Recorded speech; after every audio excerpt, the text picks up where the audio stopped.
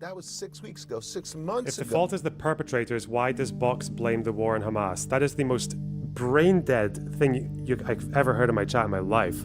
That's like saying that you would blame... Responding to an attacker is not the same as responding to something that's happening on the other side of the world by attacking someone loosely associated on your side of the world. Do you understand that? So attacking Muslims in fucking New Zealand because you're upset about what ISIS is doing, that's not quite the same as responding to a de facto state military that is invading you, that's trying to attack you.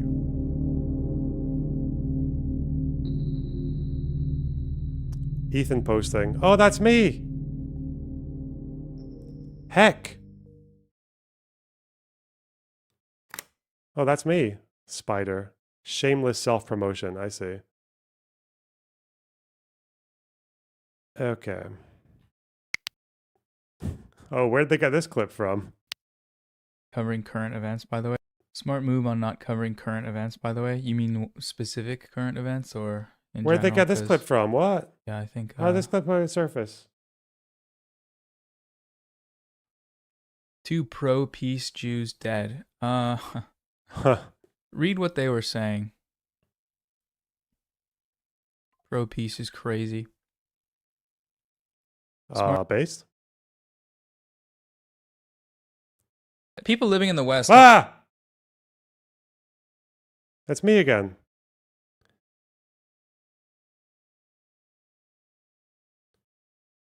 It's very awesome that the USA allows you to buy weapons like these easily. They can be utilized very effectively from a grassy knoll or a books depository. Yeah, I mean, yeah, he's got like a million things like this. Yeah. Is he literally saying it's good they died? I think he would never say that, but yeah, like it's the logical conclusion of everything he says. Everything he advocates for, like that's the logical conclusion. The only argument he would have against this is like, to say what? To say what?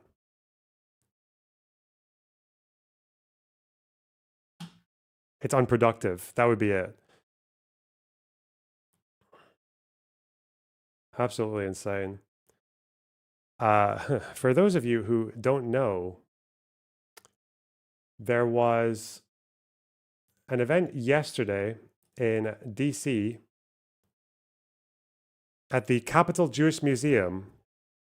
It was a networking event taking place, hosted by the American Jewish Committee. This is it here. It was a young diplomat's reception, and 2 attendees outside were shot. Someone ran up to them and shot them.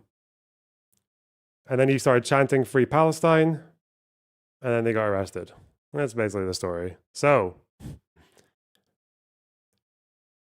you can tell that there's a lot of discourse emerging now where basically all the people who knew stochastic terrorism and understood it as a concept very, very, very, very well are suddenly completely oblivious about it.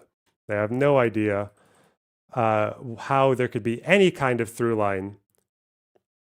They have no idea how there could be any kind of through line from,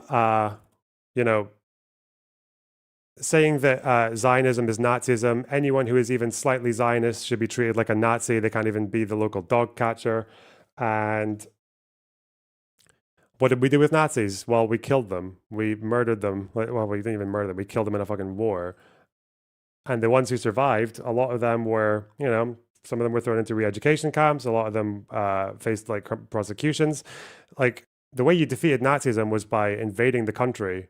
And like nowadays, Nazis are like outcasts, like they should be. They're socially outcasts. So if you think this should happen to Zionists or anyone you perceive to be Zionist, because the definition of Zionist is so loosely defined to basically mean anyone who has even the slightest sympathy for Israel or the Israeli people, then they would come under that hammer. The problem is that also encompasses the majority of Jews in the world. It actually encompasses the majority of Jews in the diaspora as well. And then people say, oh no, but how could you conflate Zionism with Judaism? It's like, well, most Jews do that. Most Jews would cross the threshold for an extremist to call them a Zionist with the things that they say and believe about Israel. So, I mean, not particularly surprising that that kind of rhetoric might have consequences. Now, again, people want to talk about making arguments for who you blame or like whatever else. The argument I would make is it doesn't matter. Same as what you would make with Christchurch. It doesn't matter who he was watching or what he was reading before he carried out the attack. What matters is not results-based analysis for this. It is what is the rhetoric and what would the rhetoric logically lead to. So if you look at the rhetoric and people are saying that they think Zionism is Nazism and we should use violence against Nazis, like punch Nazis, kill Nazis, anyone who is slightly sympathetic to Israel, we're going to consider a Nazi. What's the logical conclusion? Well, you either socially outcast them at the minimum, or you assault them, or you kill them, right? Like that's kind of where that leads. Fortunately, most of these people are politically fucking useless, so they're never really going to act on any of their political ambitions beyond being annoying on social media. That seems to be the only talent they really have. But every now and then, someone's going to step out of the woodworks and do something mental. You know, we had our fucking Aaron Bushnell setting himself on fire after Reddit posting about how October 7th was justified. And then now we've got another one here. So it's just fuck. By the same token, no one blames Hamas for, in October 2023, shortly after October 7th, I think a Palestinian child in America was murdered by a racist white dude. Sorry, but I don't recall anyone blaming Hamas for that attack, or at least no one on the left, and they're right not to. Right-wingers might try to say that. They might try to blame Hamas for it, but that's stupid. When you see acts of like violence and racial discrimination and targeted violence, you blame the perpetrators and the rhetoricians who say things that would lead people to that conclusion. That's who you blame. You don't blame ISIS for Christchurch, right? You don't blame you blame or Islamic states that do problematic things. You blame the perpetrators and the rhetoric that inspires those perpetrators. That's how I'd put it, but you know.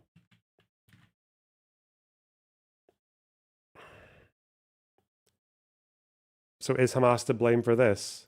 I'm going to say no. For this particular thing, apart from the fact that they talk about spreading the intifada and all that shit, maybe. But, you know. This was the event that they were attending, the two people. So I think the guy was a Christian with a Jewish father, right? He was a Christian Zionist with a Jewish father. His girlfriend, who he was about to propose to, she was a Jew, right? She was an American Jew. This is the event they were at. It was called the Young Diplomats Reception because they worked for the Israeli embassy. We are excited to invite you to the annual AJC Access Young Diplomats Reception on Wednesday, May 21st, sorry. This special event brings together young Jewish professionals 22 to 45 and the DC diplomatic community for an evening dedicated to fostering unity and celebrating Jewish heritage. Join us for heavy appetizers, cocktails, conversations, and a special guest speaker. So I don't really know if there's any specific targeting that was taking place of any individuals. I think he just went to this event because I don't even know why you would choose a young diplomats reception hosted by the American Jewish Committee. I think attendees were also from, there was like the Multi-Faith Alliance, it's called, and Isra Aid was one of the nonprofits. Isra Aid, which is a dumb name, but okay. And apparently also there were nonprofits on humanitarian diplomacy from the region.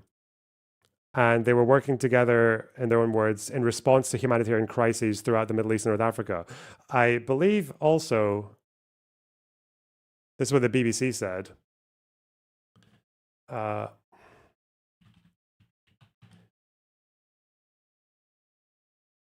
The event was billed as a networking opportunity to bring Jewish young professionals and the diplomatic community together. Its description said humanitarian aid organizers responding to humanitarian crises in the Middle East, including Gaza, were invited. So again, I really don't know what kind of quote unquote intel this guy had over this area. But it looks like he just went up to the entrance and this couple was outside and he's just shot them. So that's pretty crazy. That's pretty fucked up. I don't know why that's supposed to help Palestine, but I have heard from some people, at least, kicking around. I have heard that attacking the quote-unquote propagandists and weapon companies and politicians and Hasbroids behind this genocide, I have heard that people like that have direct physical access. Yeah, that people in the West have direct physical access to those people, and protesting is not enough and need to escalate. And I wonder, wow, that's crazy. What could that possibly mean? Have you seen Hasan reacting to it yet? No. No, I have not.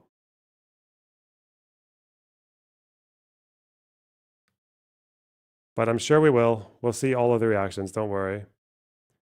This is the ADL talking about it on CNN. Yes, right now is the CEO and National Director of the Anti-Defamation League, Jonathan Greenblatt. Jonathan, thank you for being here. But, I mean, what do you do with this? It is just horrific.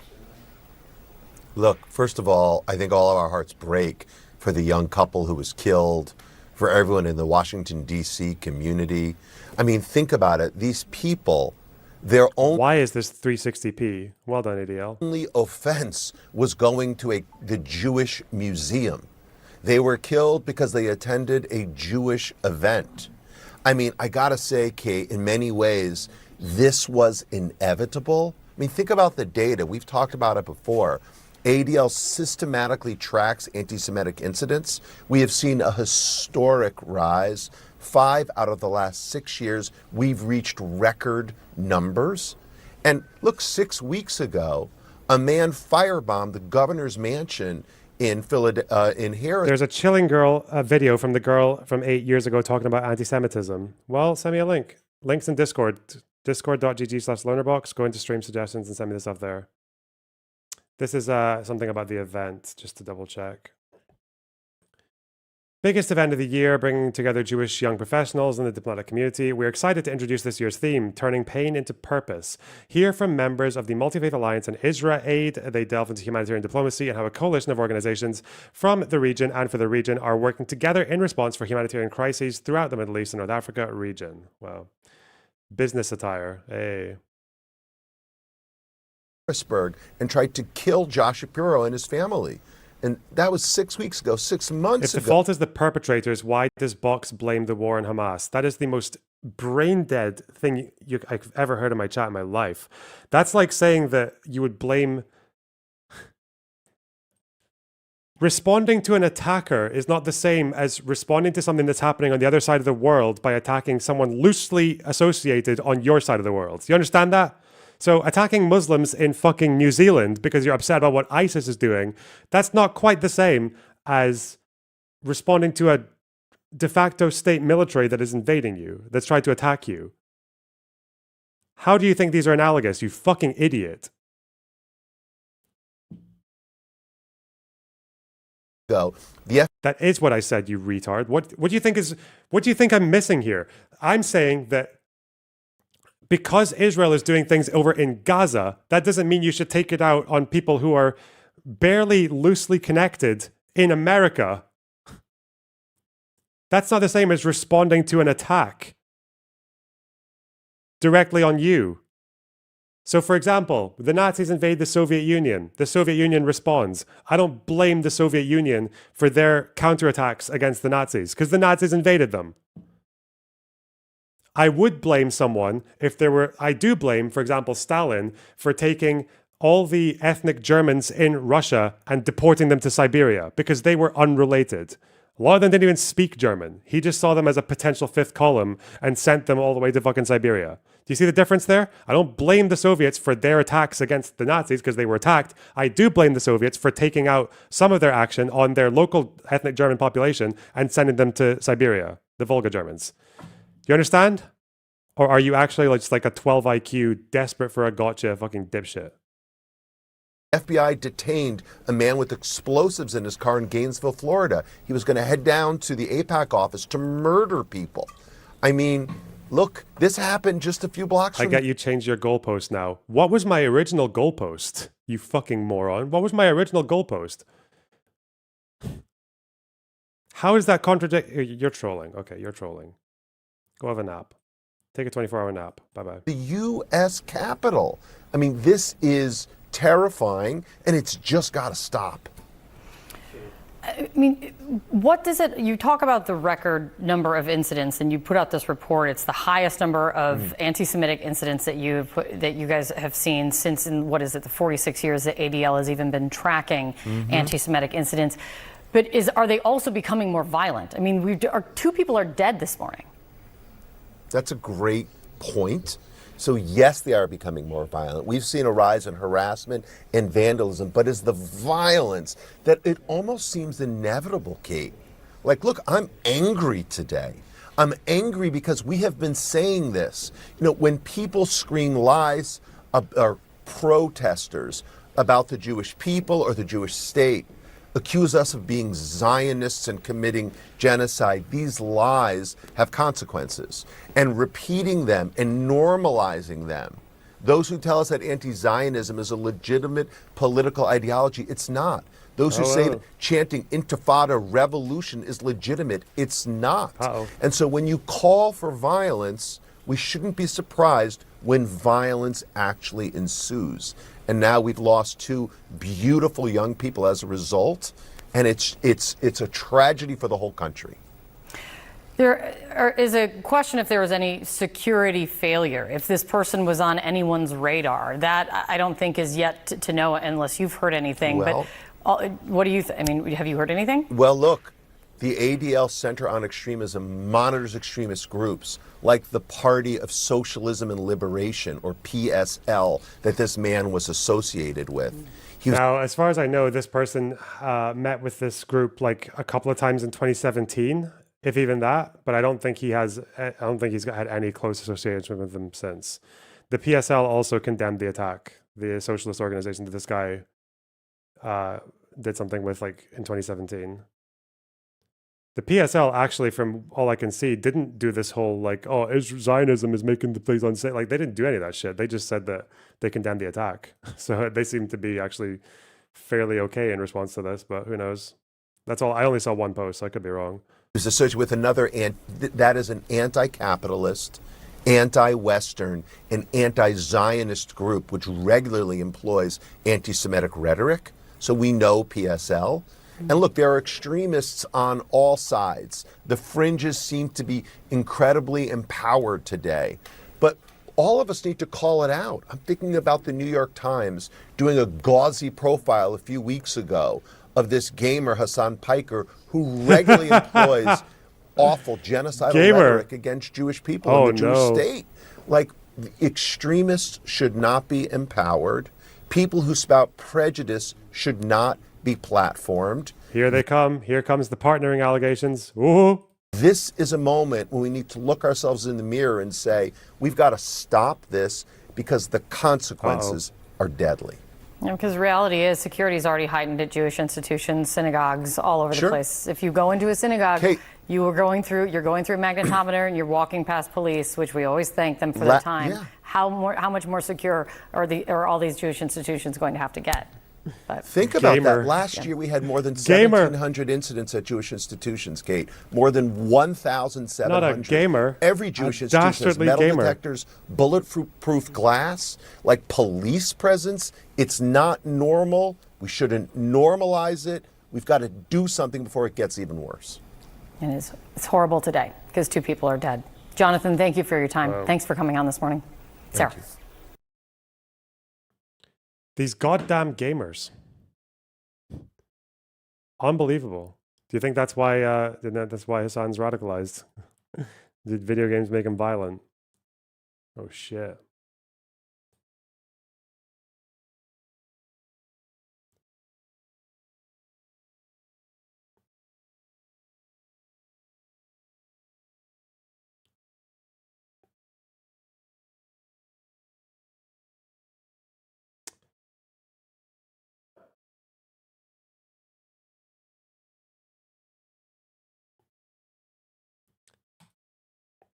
This is the shooter's Twitter account. I'm guessing it's been archived a million times.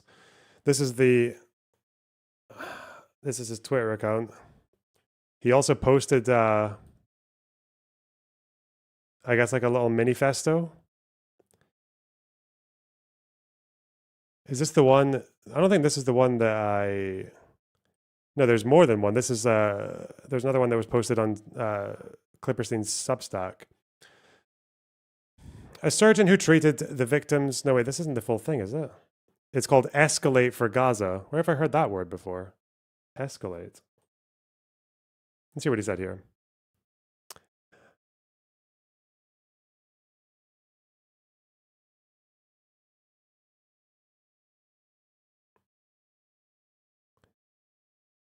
Is this the manifesto? Hang on. This is part 2. Why did he put part 2 like that? Give me the Clipperstein. Yeah, this is apparently the manifesto. He says it's 900 words. I thought I saw 900 pages. I was like, why is it so short? Okay. Halantar is a word that means something like thunder or lightning. In the wake of an act, people look for a text to fix its meaning, so here's an attempt. The atrocities committed by Israelis against Palestine defy description and defy quantification. Instead of reading descriptions, mostly we watch them unfold on video, sometimes live. After a few months of rapidly mounting death tolls, Israel had obliterated the capacity to even continue counting the dead, which had served its genocide well. At the time of writing, the Gaza Health Ministry records 53,000 killed by traumatic force, at least 10,000 lie under the rubble, and who knows how many thousands more dead of preventable disease, hunger, with tens of thousands now at risk of imminent famine due to the Israeli blockade. All enabled by Western and Arab government complicity. The Gaza Information Office includes the 10,000 under the rubble with the dead in their own count. In news reports, there have been those 10,000 under the rubble for months now, despite continual making of more rubble and repeated bombing of rubble again and again, and the bombing of tents amid the rubble. Like the Yemen death toll, which had been frozen at some few thousand for years under Saudi, UK, US bombardment before being belatedly revealed to stand at 500k dead. Was it 500? When was it 500k in Yemen? Okay. I think it was like a few 100,000. I don't know if it was 500,000. Okay. All those figures are almost surely a criminal undercount. I have no trouble believing the estimates that put the toll at 100,000 or more. More have been murdered since March of this year than in Protective Edge and Cast Lead put together. What more at this point can one say about the proportion of mangled and burned and exploded human beings whom are children? Who let this happen will never deserve the Palestinians' forgiveness. They've let us know as much. An armed action is not necessarily a military action. It usually is not. Usually it is theater and spectacle, a quality it shares with many unarmed actions. Nonviolent protest in the opening weeks of the genocide seemed to signal some sort of turning point. Never before had so many tens of thousands joined the Palestinians in the streets across the West. Never before had so many American politicians been forced to concede that, rhetorically at least, the Palestinians were human beings too. But thus far, the rhetoric has not amounted to much. The Israelis themselves boast about their own shock at the free hand the Americans have given them to exterminate the Palestinians. Public opinion has shifted against the genocidal apartheid state, and the American government has simply shrugged they'll do without public opinion and then criminalize it where they can, suffocated with bland reassurances that they're doing all they can to restrain Israel where it cannot criminalize protest outright. Aaron Bushnell and others sacrificed themselves in the hopes of stopping the massacre, and the state works to make us feel their sacrifice was made in vain, that there is no hope in escalating for Gaza and no point in bringing the war home.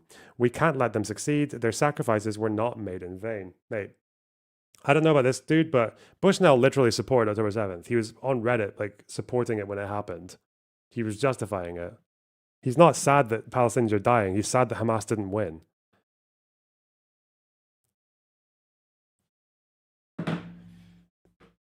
The impunity that representatives of our government feel at abetting this slaughter should be revealed as an illusion, then. The impunity we see is the worst for those of us in immediate proximity to the genocide heirs. A surgeon who treated victims of the Mayan genocide by the Guatemalan state recounts an instance in which he was operating on a patient who'd been critically injured during a massacre when suddenly armed gunmen entered the room and shot the patient to death on his operating table, laughing as they killed him. The physician said the worst part was seeing the soldiers, well known to him, openly swagger down local streets in the years after. You found some of his stuff, which is more insane than Bushnell. Okay. Which thread is this? On Discord. Is it in MENA happenings? Oh, this one. Okay. There's a lot here. He was a true in honor. Okay.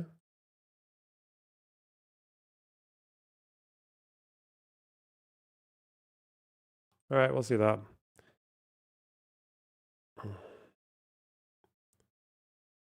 Elsewhere, a man of conscience once attempted to throw Robert McNamara off of a Martha's Vineyard-bound ferry into the sea, incensed at the same impunity and arrogance he saw in that butcher of Vietnam as he sat in the ferry's lounge laughing with friends.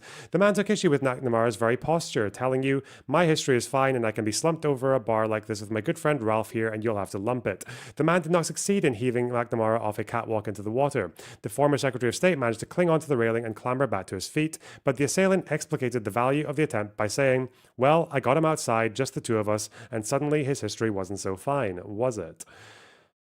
A word about the morality of armed demonstration. Those of us against the genocide take satisfaction in arguing that the perpetrators and abettors have forfeited their humanity. Jesus. I sympathize with this viewpoint and understand its value in soothing the psyche, which cannot bear to accept the atrocities it witnesses, even mediated through the screen. But inhumanity has long since shown itself to be shockingly common, mundane, prosaically human.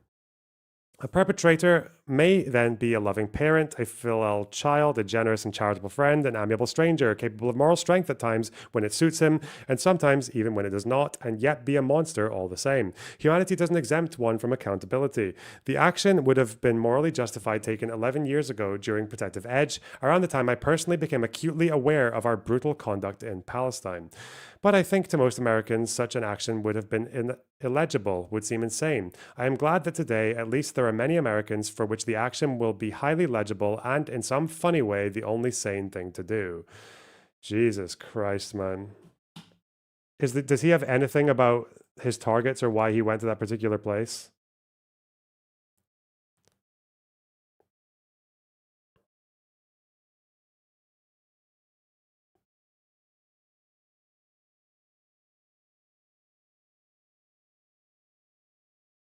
What was his Twitter account? Kyoto Leather. Kyoto Leather.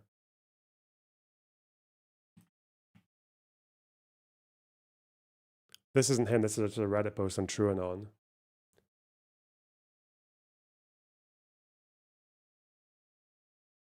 What am I looking for here?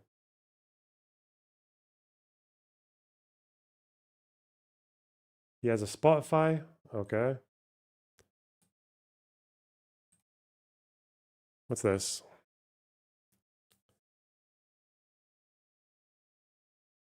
I don't know. This has nothing to do with him.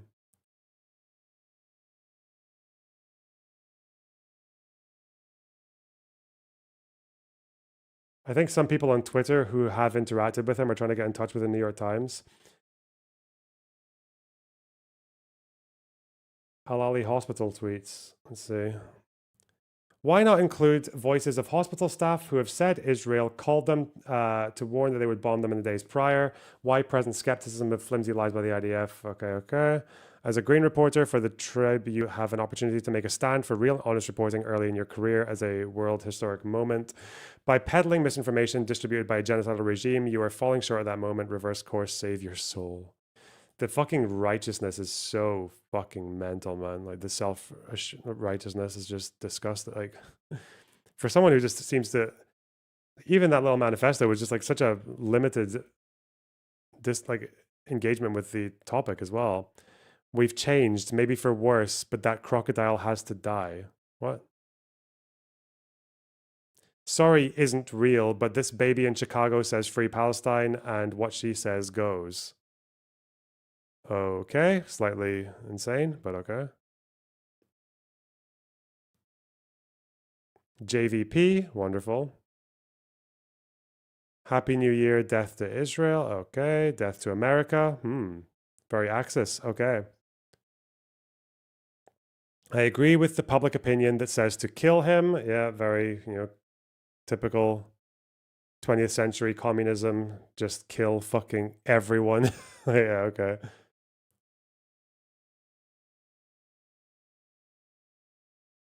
Knife pig Israel. Oh, wow.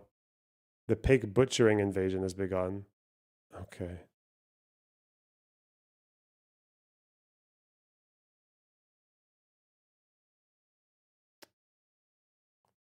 In the words of Syed Nasrallah, why should we forget our names and remember theirs. Why are their names while we are numbers? In captivity, they are names while we are 9, 10,000. In cemeteries, we are numbers and they are... Okay. I will personally never humanize a Zionist by mentioning their names or posting their photos. If only. If you're weak, the world will not acknowledge you, nor will it protect you, nor will it defend you, nor will it cry for you. What will protect you is your power, courage, fists, your weapons, your missiles. Bro, you're dead. You died. Your pagers blew up, and then you died.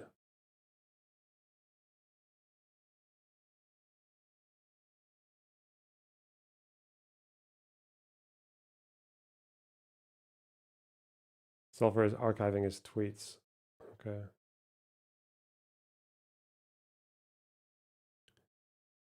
Zionism, progressive tweeps. As much as I love delving into the day's discourse, can we please save the idealistic and high-minded debate over the morality of sending a truck bomb into the offices of the United States until after we send a truck bomb into the office? What the fuck?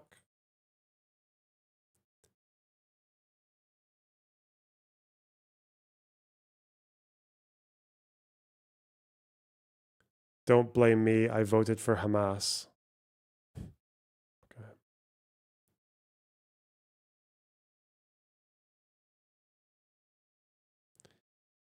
Yeah, so the guy's got very violent thoughts going on there. Okay.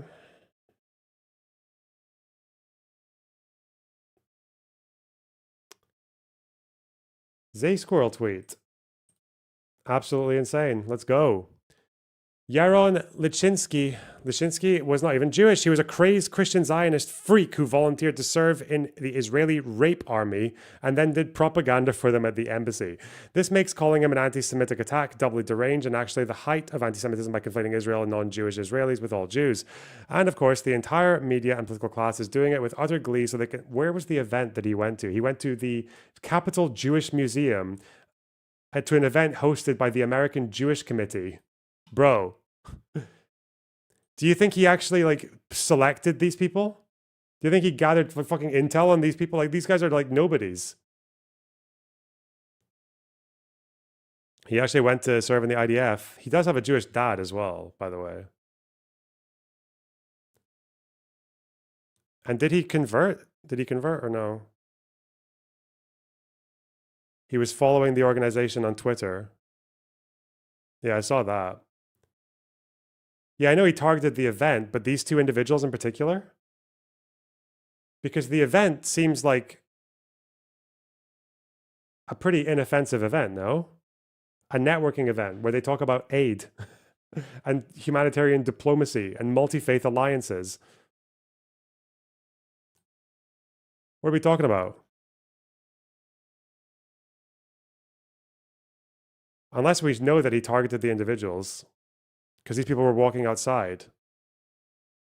And of course, the entire media and political class is doing it with utter glee so they can launder genocidal Zionist propaganda. Okay, dude. Okay. As a Christian myself in 2021. Okay.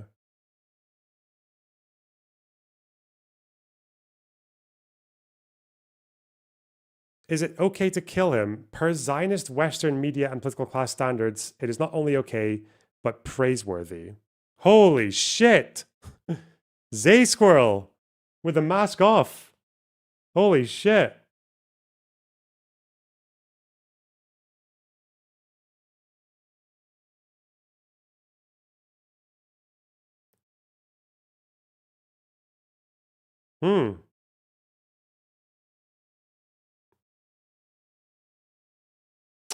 Okay. But Jews should definitely feel safe in the diaspora. I mean...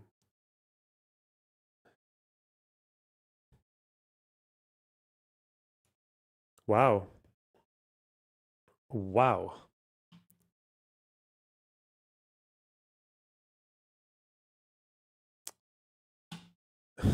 Okay.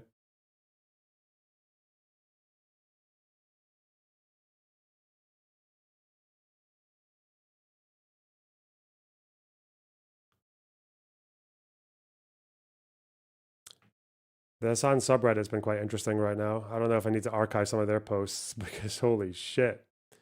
Please remember that Reddit does not allow the celebration of violence in any way, and of course, someone is reporting almost every comment in here, even though they do not break the content policy, and yes, I will be reporting them for report abuse. So just be aware that your comment will be reported and evaluated by an AI. This AI was implemented before it was ready because of Musk's complaint, so please appeal, okay? It is perfectly fine for you to not give a fuck, though, and to talk about how they should have expected this. That is not the same as saying they deserve it.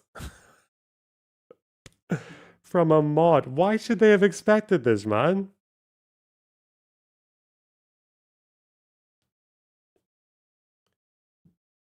Is it okay to fucking murder like the kneecap guys for saying up Hezbollah? Like, what the fuck? Because I would say no. I would say if you want to support Hamas and Hezbollah in the United States, you have a First Amendment right to do that.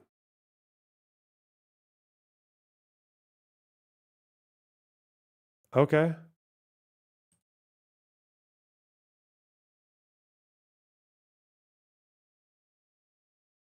They should have expected this. These people are fucking disgusting, man. Do you see this as an endorsement? Of course it's a fucking endorsement. For some of them, it's an open endorsement. What we got in the tabloids? What are the tabloids saying?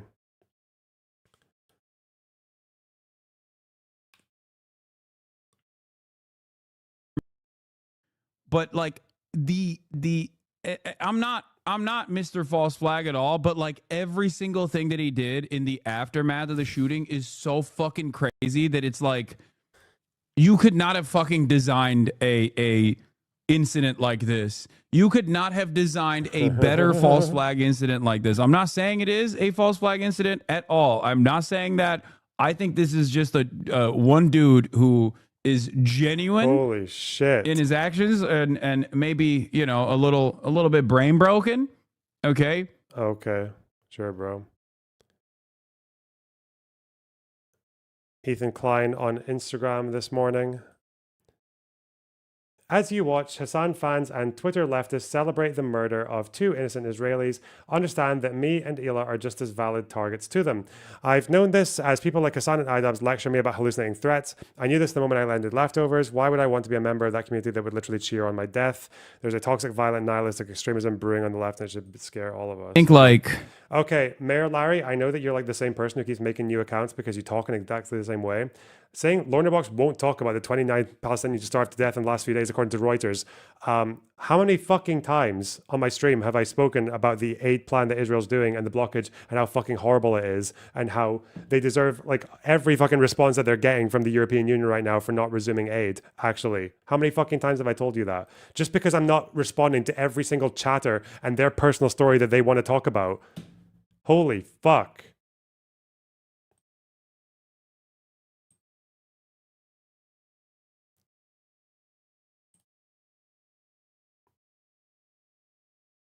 Think like this will never happen, but in a totally just world, any kind of, regardless of your background, any kind of fucking Zionist tendency should be treated in the same way as being a fucking rabid neo-Nazi. And you shouldn't even let someone be the fucking local dog catcher as Felix was posting if they've ever exhibited any sort of like positive feelings about the state of Israel. I'm so serious about this.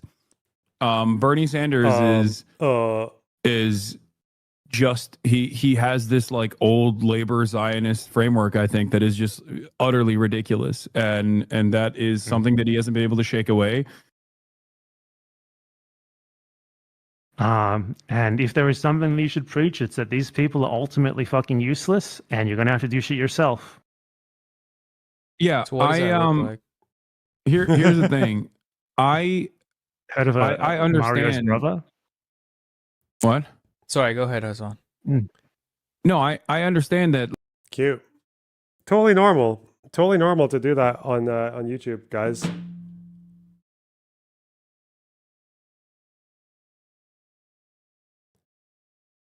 People living in the West have Whoa.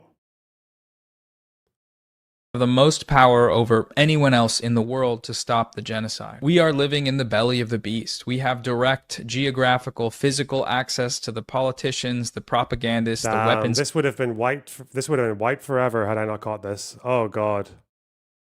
Well done, guys. Well done. Companies and the supply chains that are facilitating this genocide. Protesting is great. We should keep doing that. But also, I feel like we have to be honest with ourselves. 17 months in, and what is protesting actually accomplished? Raising awareness, sure. Divestment, yeah, in some places. But really, politically, materially, nothing. Israel just killed the most children in its history in a single night with total impunity, with a deafening silence among the Western media. If we want this genocide to stop, it's time to escalate. That's all I'm saying. People living in the West have the most... That's all I'm saying.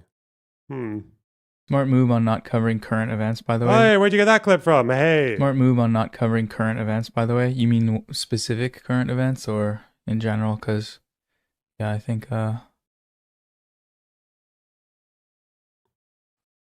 Two pro-peace Jews dead. Read what they were saying. Pro-peace is crazy. What was she saying? Do we know? Do we know anything that she said? Does anyone have anything that she was saying? He said some stuff that would obviously make these guys fucking furious because, like, what's this? WAPO. What do I need to... What? What am I doing? What? Does Noah know? No, he probably just glanced the fucking Z-Squirrel thread. Not that it fucking matters, mate. You can't just kill people because of what they're saying.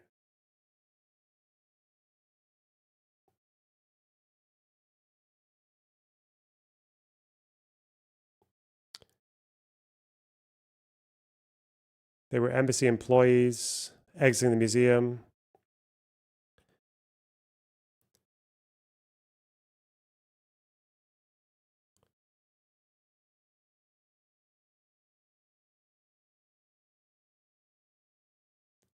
Possible hate crime, terrorist. What am I doing with this article? Is there anything new here? The guy is called Elias Rodriguez. Is it Elias or Elias? I think it's Elias, right?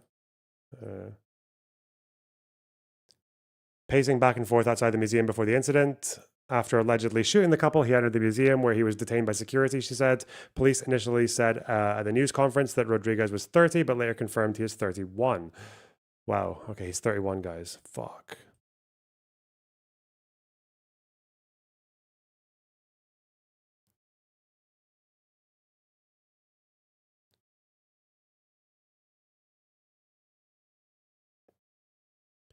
It's interesting that, like, how people say that 40 beheaded babies was the pretext. 40 beheaded babies was the pretext for genocide. Couldn't you just say, couldn't you, and I'm not going to do this because I don't give a fuck, but like, because it's not really accurate. Like, they would have done exactly what they were doing had like no one under 18 been killed. But okay, it's not really how wars and Costa's belly works. But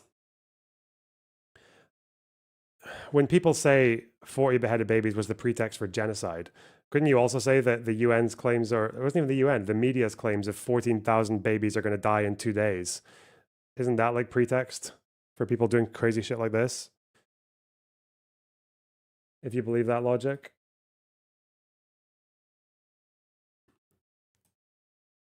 Police believe the suspect targeted the event, but had not singled out any individual before arriving at the scene, according to a person familiar with the investigation who spoke on the condition of anonymity because they were not authorized to speak publicly. He just got whoever came out at that moment. Oh, so he randomly went for them. Okay. Yeah, he did not get a fuck.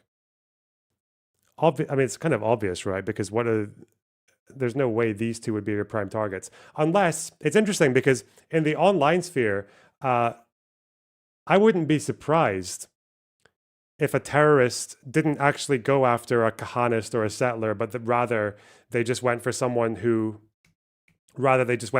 was like a social democratic, like opposes the settlers and the West Bank expansion and wants 2 states, but also hates Hamas and thinks some of the military action by the IDF is justified.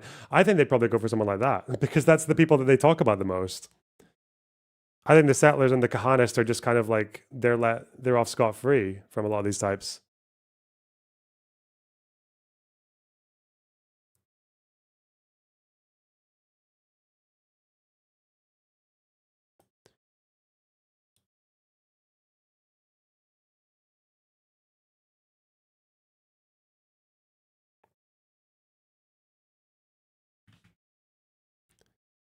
So far, then.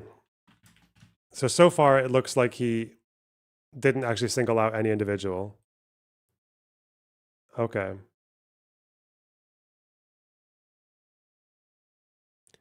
Horrific details reveal Elias Rodriguez's continued shooting Sarah Milgram as she tried to crawl away, executing her in cold blood. Where's this from? Where's this document from? MPD officers were able to review surveillance video from immediately before and during the shooting that captured the exterior of the museum. In summary, the video shows a slim-built person wearing a blue jacket with a hood, large dark-colored backpack, blue pants, and light-colored shoes, consistent with the clothing worn by Rodriguez, walking across F Street Northwest in the direction of the museum and where the descendants were standing, preparing to enter the crosswalk. Once Rodriguez walked past the descendants and the two witnesses, he turned to face their backs and brandished a firearm from the area of his waistband. Rodriguez is captured on the video, extending both his arms in the direction of the decedents and firing. It's not hang on. Fuck me. Give me pronunciation. Decedent. Decedent. Oh, because they're dead. Jesus Christ. Of the decedents and firing several times, not the decadents. Jesus.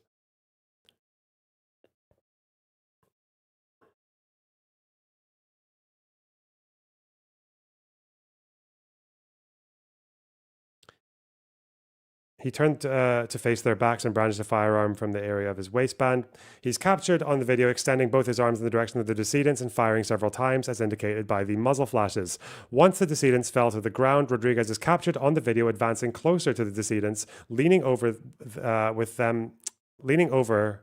them with his arm extended and firing several more times. As decedent 1 attempted to crawl away from Rodriguez, he followed behind her and fired again. After a brief moment, Rodriguez appeared to reload his firearm. At the same time, decedent 1 sat up. Once he reloaded, Rodriguez fired several times at decedent 1. Jesus fucking Christ, man. Holy shit.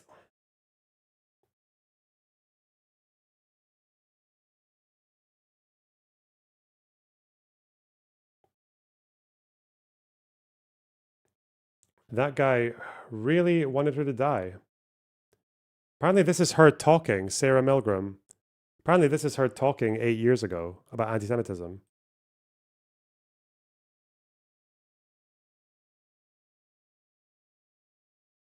Is it? Wait. Because walking creates zero emissions. Excuse me. Because bicycles don't have What the actual tailpipes. fuck? Because sharing a ride Why is cuts it? your emissions in half. What is it doing? Carpool, bus, bike, or walk. What? Hang on.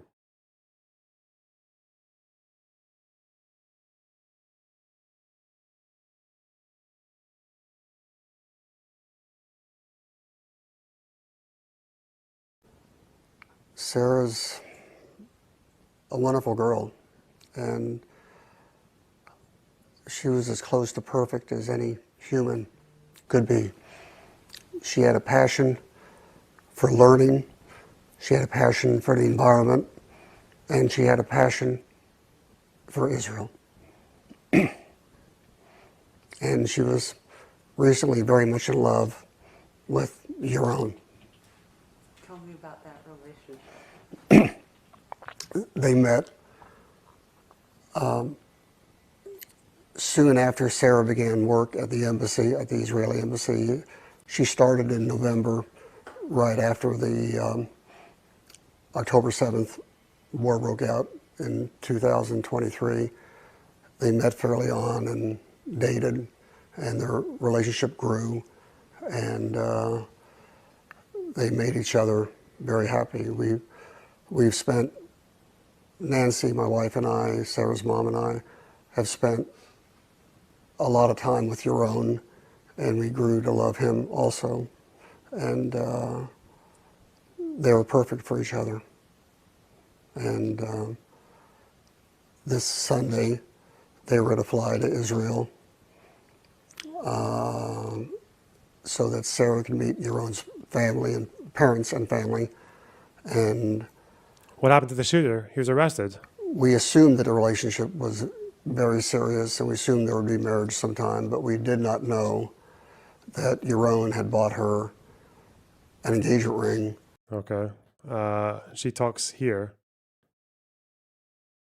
This is her from 8 years ago, right? And anti-Semitism discovered in Johnson County.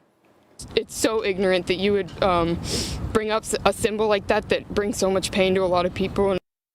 And tonight, students believe a heated rivalry is what may have led to this hateful graffiti. New at 10, 41 Action News reporter Lexi Suter filed this report as she talked to students earlier tonight. Oh, is this okay.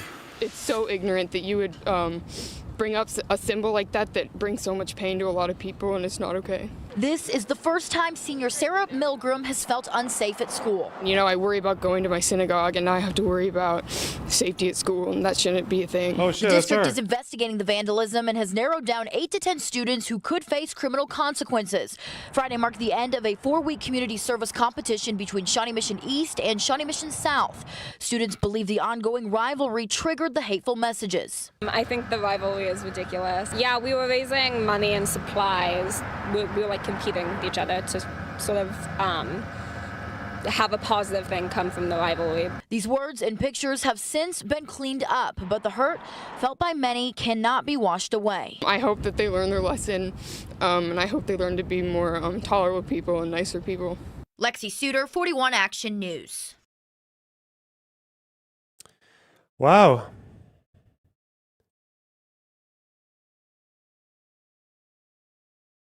That's quite insane.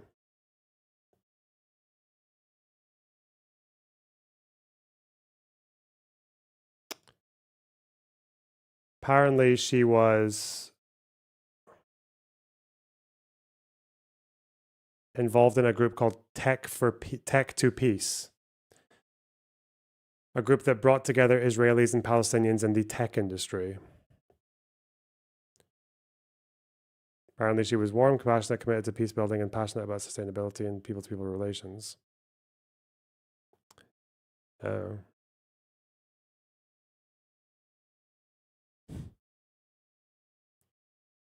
Read what they said. Read what they said. What? Okay. The fuck did she say, dude?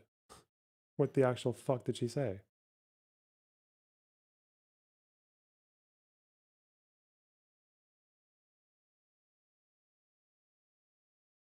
I'm tired, boss. Very tired.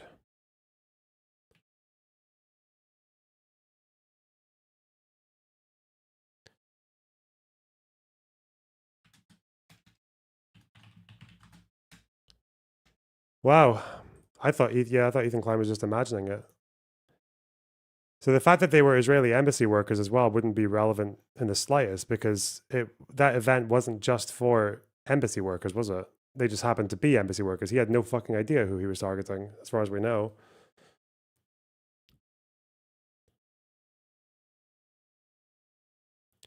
Hasan tells his audience to lock in and stop Fed posting. Bro, you did this, Hasan. If you are upset by the way that your audience is behaving, this is what you did. This is you reaping everything that you fucking sow. What are you talking about? You don't get to say Zionism is Nazism. Zionists are Nazis. Everyone who I perceive to be a Zionist is Nazi. Everyone who's like fucking center-left, supports a two-state solution, thinks it's a genocide, thinks settlers are military targets, is still a Zionist to me, and is still a Nazi to me, is still racist to me. Nothing works. Protesting doesn't work. Funding shit doesn't work. Nothing works. Just... but what did we do in the past? Oh, well, Mandela was a terrorist, same way Hamas are terrorists. And, the only way we've ever achieved anything in history was through apparently randomly fucking killing people with the loosest connection to the thing that we're angry about. And you act surprised when your audience just is less fucking media savvy than you when they talk about reacting to these things, even though you give them every single stage that builds up to this logical conclusion. You give them everything. They're just following you to the logical conclusion. The fact that you don't, and it's really jarring for you, like, that's on you. That's your fault. Chatter, are you crazy? Chatter goes, yo, use this as your blast off meme. No, I'm not going to do that, okay? Missed therapy appointment, so now I have to pay extra, and we're here. What is this?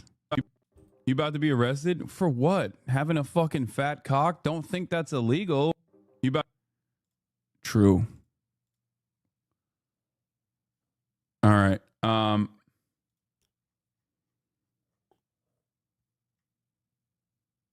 Osama bin Ballin blast off. Can you get through the news before 3 p.m. when I see the new Mission Impossible streamer, man? No. Should I use Tyrese Halliban?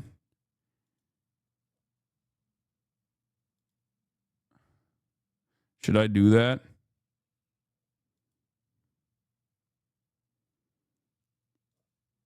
I don't. No, dude, I can't. Yeah, I'm not gonna use this, dude. Y'all are so stupid. Give me okay, guys. It's like it's not even like he's against it. He's just against it for optical reasons. That's it. Like he likes it. Like he would do it in a room without windows. But okay, This is not like. He's basically being like, "Don't do this because people are watching." It's so not- fucking. It's so insane. A time to be fucking is not a time for you to say fun, wild, edgy things. Okay, there are probably 1,000 people in the chat currently documenting every single thing that you guys are saying in an effort to basically tie it back to me and this community and rob it of its context or anything like that. Rob it of its context. Okay. And to try to get me fucking deplatformed. Like lock in. Stop Fed posting. It's not time for memes. Just because you're anonymous doesn't mean you will stay anonymous. All this stuff. Okay? He's literally just saying like, "Don't do this because people are watching." You're such a fucking evil person. Oh my god, he's actually so disgusting, man. He doesn't care. He doesn't care about like as what? So if no one was watching, if no one was there to clip you, like it would be okay for people to celebrate that? Holy shit. He's literally just telling him to mask on. Did we see Voss's reaction? No. Response to the ADL call out. Israel is an apartheid state doing a live streamed genocide. Wow. I think it's wrong and dangerous to conflate these heinous actions with Jews. He's so fucking retarded, man. Again, if you believe that, then you have to also logically believe that Jews do this to themselves, because most Jews do feel some kind of connection to Israel. Most Jews in America would identify with Zionists or would identify with positions that would get you calling them a Zionist. So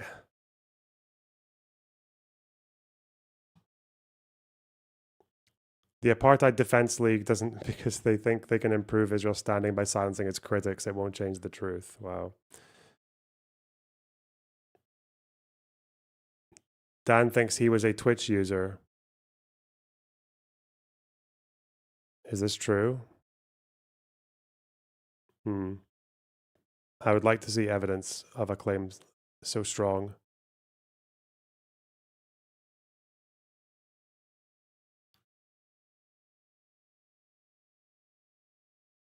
Doxing, Kanye's done with anti-Semitism. Well done.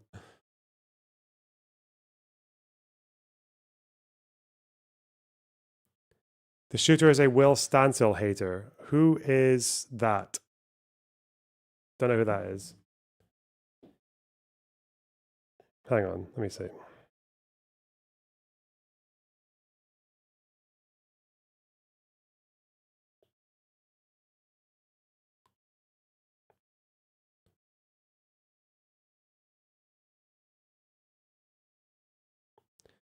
Okay. Hasan having an I could shoot someone on Fifth Avenue and they'd still love me moment. Kind of, yeah. Kind of. This is the video of it. Of him getting caught.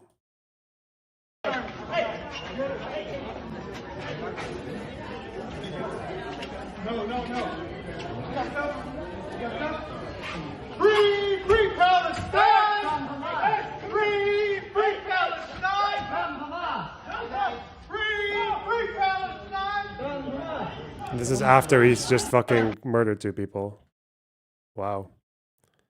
Bro.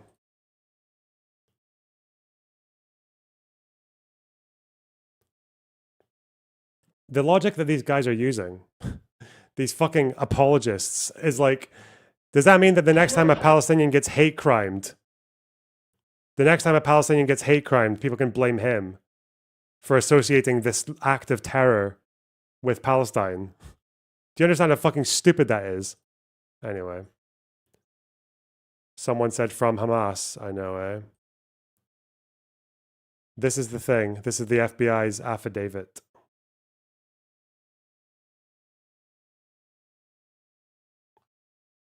All right, I guess I'll read this.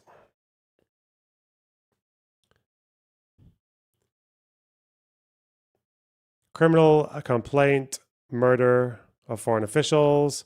The facts set forth in this affidavit are based on information I have obtained from my personal involvement in the investigation. Okay. Agent background, federal law enforcement officer.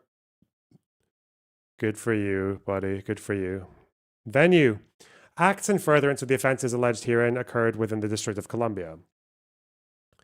On May 21st, 2025, Rodriguez shot and killed 2 individuals outside of 575 3rd Street Northwest, Washington, D.C., which is site of the Capitol Jewish Museum. The museum was hosting an event related to Jewish diplomatic and business relations, hosted by the American Jewish Committee that aimed to bring together Jewish young professionals and the D.C. diplomatic community.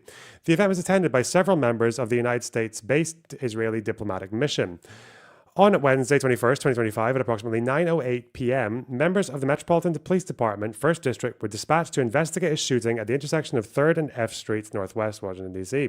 Upon the officers arriving at the scene, the officers observed decedent 1 and decedent 2 suffering from gunshot wounds.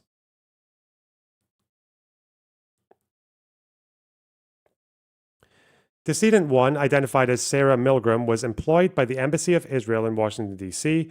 The preliminary review of Decedent 1's remains showed that she suffered multiple gunshot wounds to the body. Decedent 1 was transported from the scene by the District of Columbia's Fire and Emergency Medical Services to the Office of the Chief Medical Examiner for the District of Columbia. Decedent 1 was pronounced dead at 9:35 by DCFEMS members and under the authority of Dr. Wittberg. The results of the autopsy of decedent 1 are pending. Piro's going to sentence him to the electric chair. What? Judge Janine Piro. Put him in a field and airstrike. Is that what she'll call for?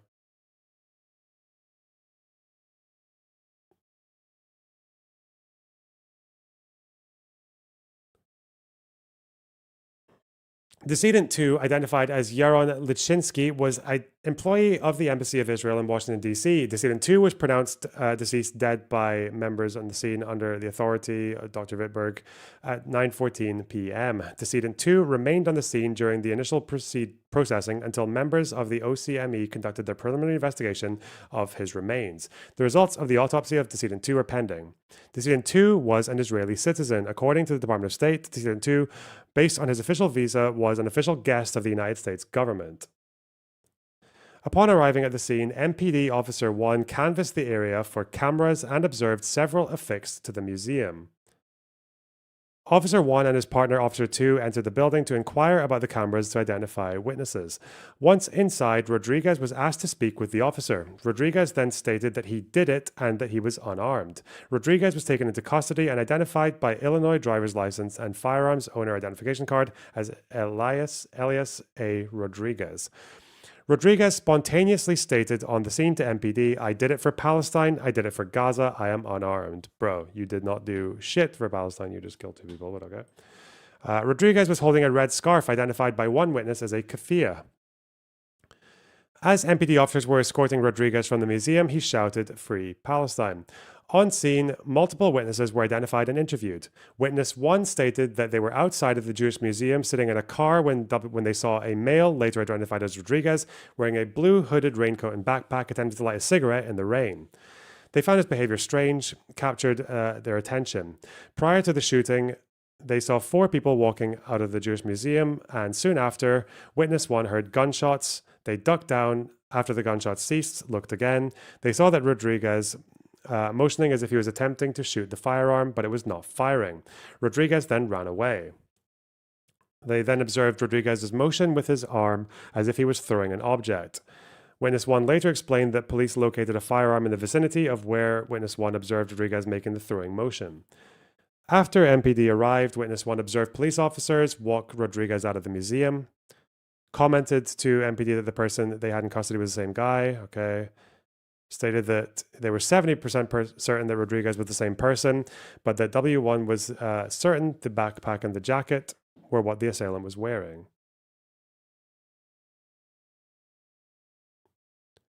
On scene, MPD officers were able to review surveillance video from immediately before and during the shooting that captured the exterior of the museum. In summary, the video shows a slim-built person wearing a blue jacket and a hood, a large dark-colored backpack, blue pants, and light-colored shoes, consistent with the clothing worn by Rodriguez, walking across F Street, northwest in the direction of the museum, and where the decedents were standing, preparing to enter the crosswalk. Once Rodriguez walked past the decedents and two witnesses, he turned to face their backs and brandished a firearm at the area of his waistband. And this is where he shoots them and seems to shoot the girl even when she's fucking crawling along the floor. Okay. They recovered numerous items of evidence, which included 21 expended cartridge casings. Okay. Handgun. During an interview with MPD detectives, after having been advised of his Miranda rights and after waiving them, Rodriguez expressed admiration for the actions of an individual who self-immolated in front of the Israeli embassy in Washington, D.C. On February 25, 2024, as a form of protest intended to draw attention to the Israeli-Palestinian conflict, Rodriguez described this person's actions as courageous and labeled him as a martyr. Rodriguez also stated that he had purchased a ticket to the event at the museum approximately 3 hours prior to its commencement. According to airline records provided by United Airlines on May 20, 2025, Rodriguez flew from Chicago O'Hare Airport in Illinois to Reagan National Airport in Virginia. Additionally, according to records provided by United Airlines, he declared and flew with a firearm in his checked baggage, crossed state lines with a firearm. Okay.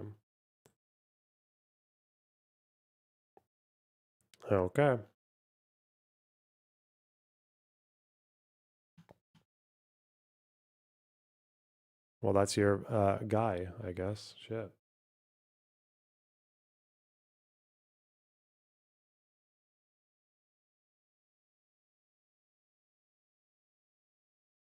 He flew into DC from Chicago. Yeah, I think he wanted to choose like something because it's next to the building's near the Israeli embassy, right? It's like next to the embassy. Quite weird that he targeted a Jewish event, though. Preston Stewart followed you on Twitter. Wow, soy. Two of the best media personalities for understanding the modern world conflicts and current events. Oh, cute. Beautiful.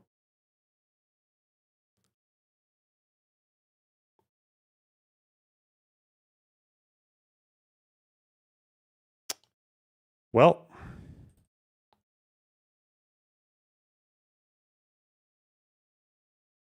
I mean, Mike from PA. You are justified in attempting citizen's arrest. This is not my idea, by the way. Okay. On war crimes and genocide, Michael Moore, everyone has the right to arrest or detain a criminal. And defending genocide is the same thing as doing it.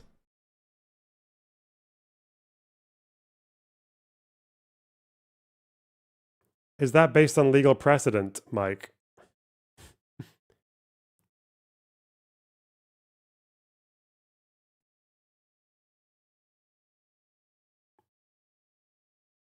Universal jurisdiction is a legal principle allowing states to prosecute individuals for certain serious crimes such as genocide, war crimes, and crime against humanity, regardless of where the crime occurred or the nationality of the perpetrator or victim.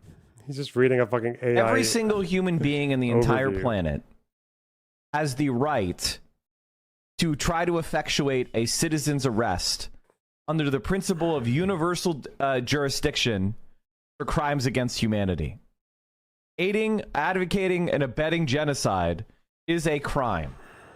And so therefore, every human being is instantly deputized in the entire world to take means to arrest that person and take them to The Hague. Can you imagine?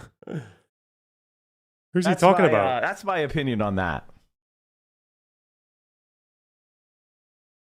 So Destiny's reaction to evidence that's irrefutable, that backs up what Palestinians say about how the Israeli military treats them, is to launch into some unhinged conspiracy theory about how they wanted to farm TikTok clips. What the fuck is he talking about? Now, what are the things that's really cool about war crimes? Yeah, so he wants the citizens arrest. Okay. Bro.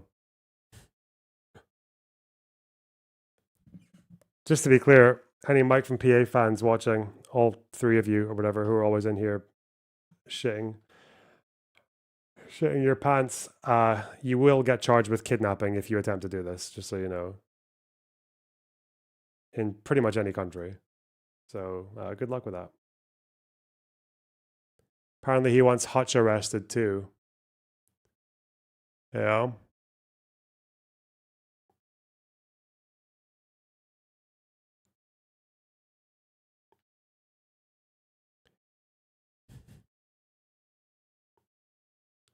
Imagine Mike from PA marching some fucking kidnapped YouTuber to The Hague.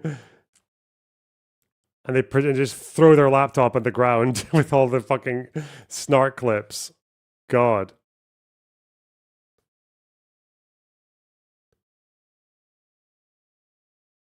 The thing is like, doesn't Mike support October 7th? Doesn't he support war crimes? Can you not arrest him? You don't even need to take him to The Hague. You just take him to the American authorities because they'll deal with it. God. Everyone's just going to citizens arrest each other. Again, I don't know about Hutch or Destiny, although I'm quite confident.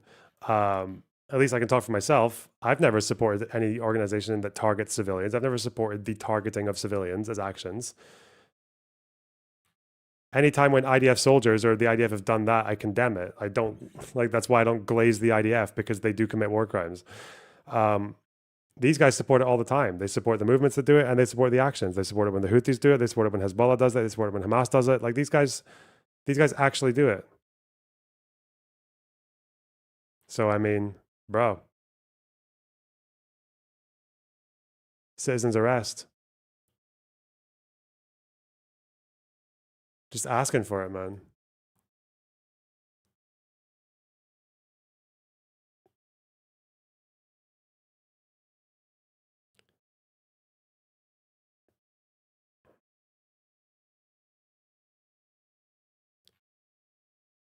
Nap Hill, I know you might, I don't know if you need like a fucking real man to help you move those goalposts in a more convincing way, like to a further distance.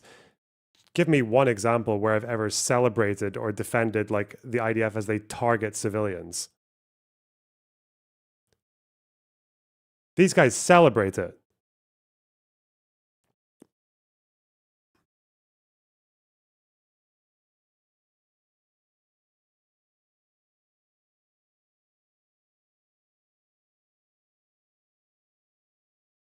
Whoa, whoa, whoa, whoa.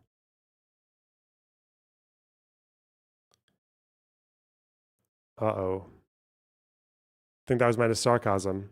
Oh yeah, maybe. This person was Jewish and he was killed for being Jewish or whatever the fuck. Like, no, he wasn't. He was not Jewish. He was a German Christian. Okay. Again, the person targeted a Jewish institution with a Jewish event. But okay. I'm one of the... Okay. What is this? Of Gaza. Like, I don't know how many fucking times I had to say. I'm just gonna assume that you're in bad faith. First of all, one, occupying Gaza is not the same as targeting civilians for goalposts. But two, I believe my take was, if the two options that are realistically going to happen are Israel occupies Gaza now versus when and Hamas surrenders, versus Israel occupies Gaza after another 6 months to a year of brutal fucking conflict, and then Hamas gives up and then it becomes occupied anyway, I would choose the former. Somehow, apparently, like in that world where those are the two most likely outcomes, I would prefer the first one without 6 months to a year of more brutal conflict. Apparently that's me supporting targeting civilians. Fucking eat all the grass, okay?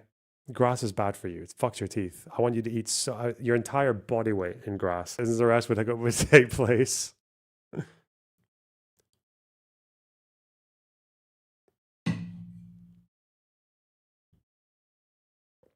Good one.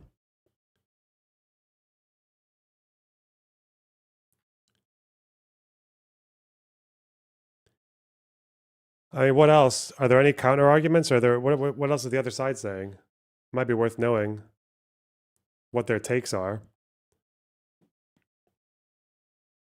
Do we know anything else about this event? What was the event called again? Just so I got my terms right. It was the Capital Jewish Museum.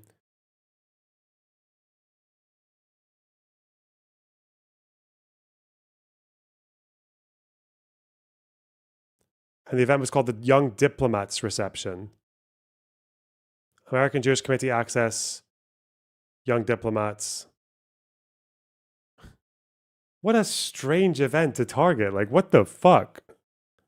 What an absolutely bizarre choice.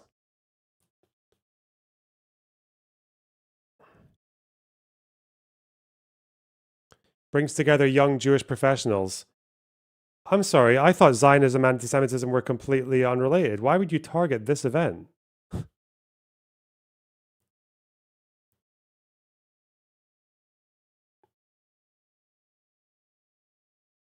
Wild.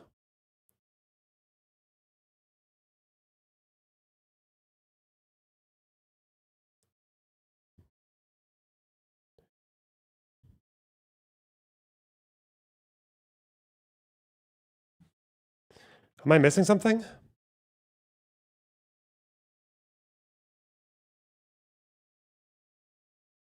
What am I missing?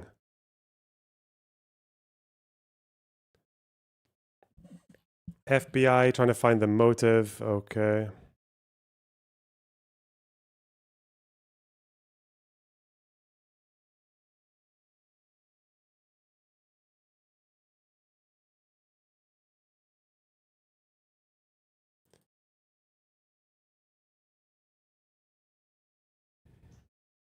It would be like if Luigi just targeted a random person coming out of, like a health insurance worker, like a worker for one of the companies. God. Okay, Ryan Grimm, let's go. At a time like this, the kind of state consequences for any organization that's remotely associated with them. Of course. You know, when you're trying to say that somebody like Mahmoud Khalil is a terrorist who was all about peaceful coexistence and reconciliation and just protesting against violence, when the state is willing to detain him indefinitely without charge and call him a terrorist when he is completely peaceful in what he's doing, to then associate yourself with him and take it upon yourself to commit these acts of violence against civilians. Again, doesn't justify anything the state did to Mahmoud Khalil, but he did have like sympathies for Hamas. Like, it seemed like he was fairly in favor of October 7th.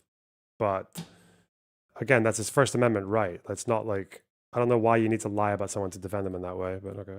It is also taking an action that, to me, you don't even have the right to do if you consider yourself part of a movement.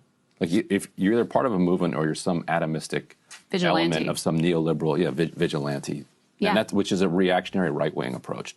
That is absolutely accurate. And of course, immediately people are theorizing that it's a false flag, not because there's any evidence of that. There is no evidence of that, but because of how clearly damaging it is. Right. How clearly damaging it is at a time when, to your point, you have this administration that is using any excuse they can to effectively criminalize dissent from the status quo with regard to Israel. When you just had this incident we're going to cover later in the show of the IDF firing on diplomats from all around the world and creating a massive diplomatic crisis for itself, separate and apart from the crisis of legitimacy from starving and bombing Palestinians and killing so many in what has been a mass slaughter over the past number of days. They certainly want to paint anyone who objects to that as an extremist, a barbarian, an anti-Semite, a terrorist themselves. And this will only give succor to, the people who would use this incident to, further crush dissent and wield the power of the state to make sure that no one can object to what is being done in our names with our monies and with our money in Gaza. I really don't like this. We condemn it primarily because it's unproductive. That's really fucking weird to me, but who knows?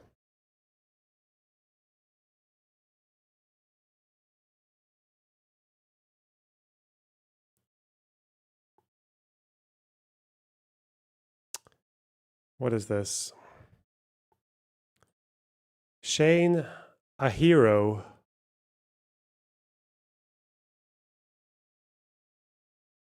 And he's a Hasan fan. Okay, Hasan fan calling the guy a hero. Beautiful. We love those. Did they have me blocked? Oh no. Vegan empanada enjoyer. Rip Fred Hampton's Thomas Sankara. Twink piece 18 plus. This guy is like, how fucking white. It's unbelievable.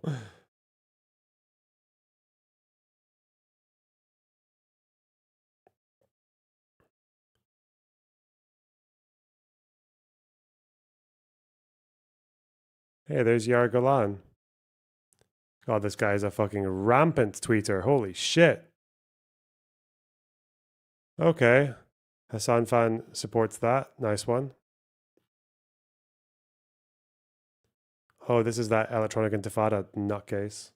Do you know what it's reminding me of? It's reminding me of a very interesting take, and I wonder what he would say about this now.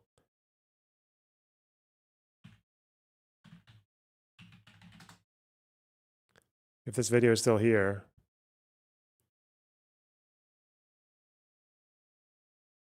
Does he just tweet now? He hasn't made a video in 2 years. Where's his Lauren Southern video? Unless he streams. He might stream. He did a Lauren Southern video, which I actually thought was pretty decent, but where is it? The Quartering versus Ethan Klein. Okay. Was it really 5 years ago now? Where are we?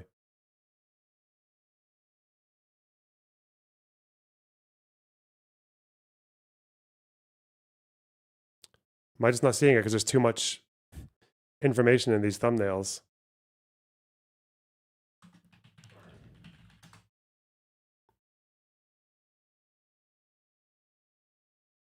Is it gone?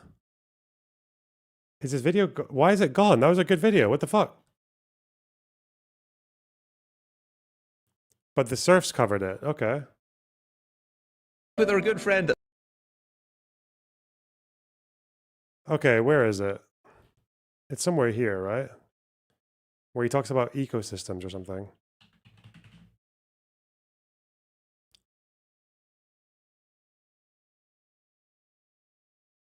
Room, not just for one day, but for like at least a week and a half. Thanks, partner. Clean up your room. No, that notification is going to ruin this final sequence, which is really good. Let me turn it off. No.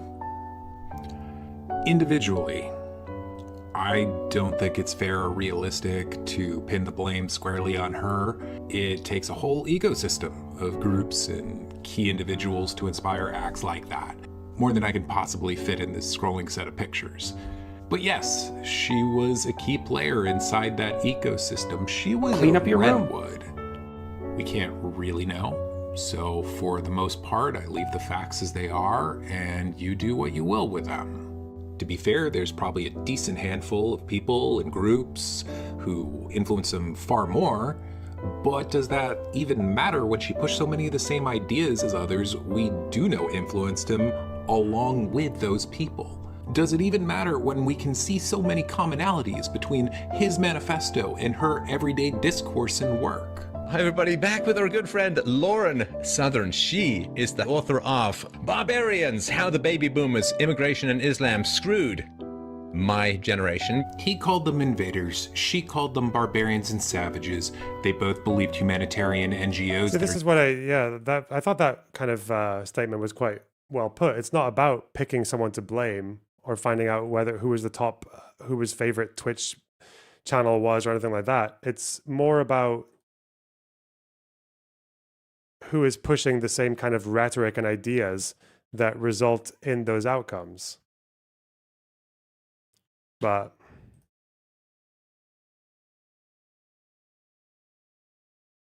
it makes me wonder what he's saying about it right now.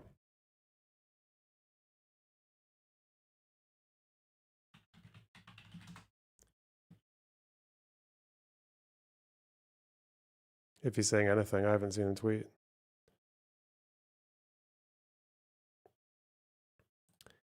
I'm horrified by the murder of 2 Israeli embassy staffers at an event in DC last night. The fact that the gunman said he did it to free Palestine makes me nauseous.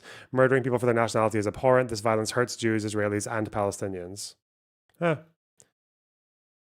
He's consistent.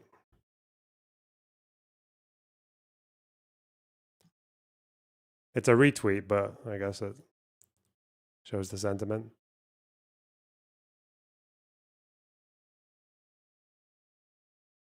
The ADL defends Israel against charges of apartheid. They've done so for decades and continue to do it this way. It's not just a fun, snappy meme. It's just what they are.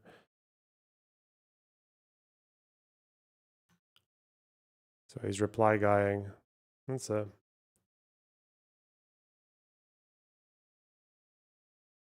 All right.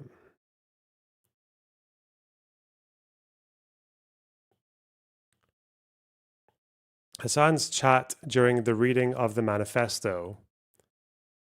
All of these figures are almost surely a criminal undercount. I have no trouble believing the estimates. Oh, did he have to? He had to turn chat to emotes only. That put the toll at 100,000 or more. What a fucking coward, man! Like, please, just what an unbelievable fucking coward! Like, show us. I want to see what like your rhetoric leads your community to do. Like, you influence these people. You are an influencer first and foremost. More have been murdered since March of this year than in the Protective Edge and Kaslet put together. These are 2 previous sieges that Israel implemented on Gaza in the past. Okay? Can one say?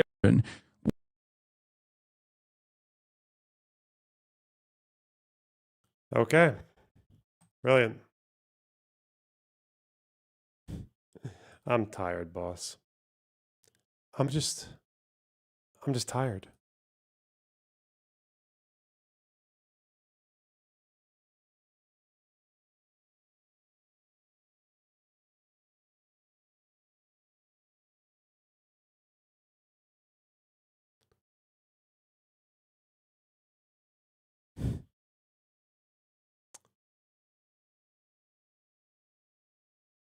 Okay. That movie was so bad. What, The Green Mile? What the fuck?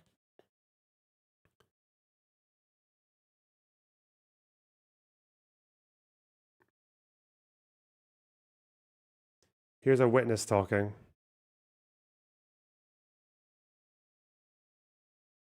I did see somebody run in. The security guard happened to let this guy in. I guess they were thinking that he was a victim.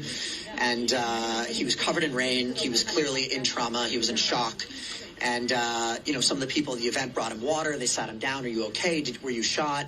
What happened? And he's like, somebody call the cops, bring the cops in. So about 10 minutes later, when the cops actually came in, he said, I did this. He said, sir, I'm unarmed. He put his hands up. He grabbed a red keffiyeh out of his pocket and started the Free Palestine chants. There's only one solution, Intifada revolution. And he was being dragged out of the building as he was yelling Free Palestine. And he kept yelling Free Palestine. I, tried to hand him his keffiyeh back because I didn't really realize that he murdered 2 people. About 5-10 minutes later, we start to gather more data. It turns out he was in the building with us for like 15 minutes. Thank God he left the gun in the bushes outside, or he left the gun outside.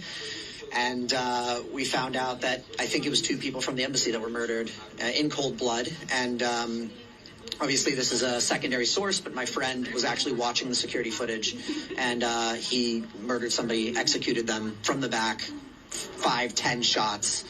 I don't know about the man that was killed or shot. I don't know if that's confirmed yet, but it's disgusting. I don't think any acts of... Whoa. Okay. Well.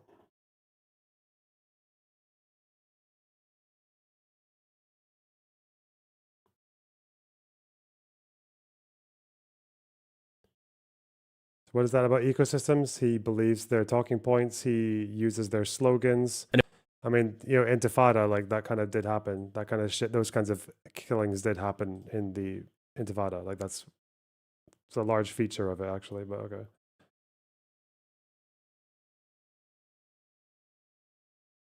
All right, fuck that. I'm gonna play video games. Fucking waste of time. The thing is, it's like when someone murdered that Palestinian child in October 2023 in America, like there was no debate. Everyone knew what it was. They blamed Islamophobia. They blamed like collective blame, like the collective blame of the bigot onto the person, and that was it. It was done. Yeah, the landlord. Yeah, like there's no ifs or buts. Like nothing. Right? I don't recall anyone saying that. Like maybe right wingers said it and I missed it, but I don't recall anyone that would ever, at least come in the sphere that I interact with, being like, well, we have to consider the actions of Hamas were reprehensible and they have put a bad name on Palestinians. Like, no one's ever, I've never seen that before. But now just like we have this completely new standard. It's really weird. Very inconsistent, very unserious, you might say.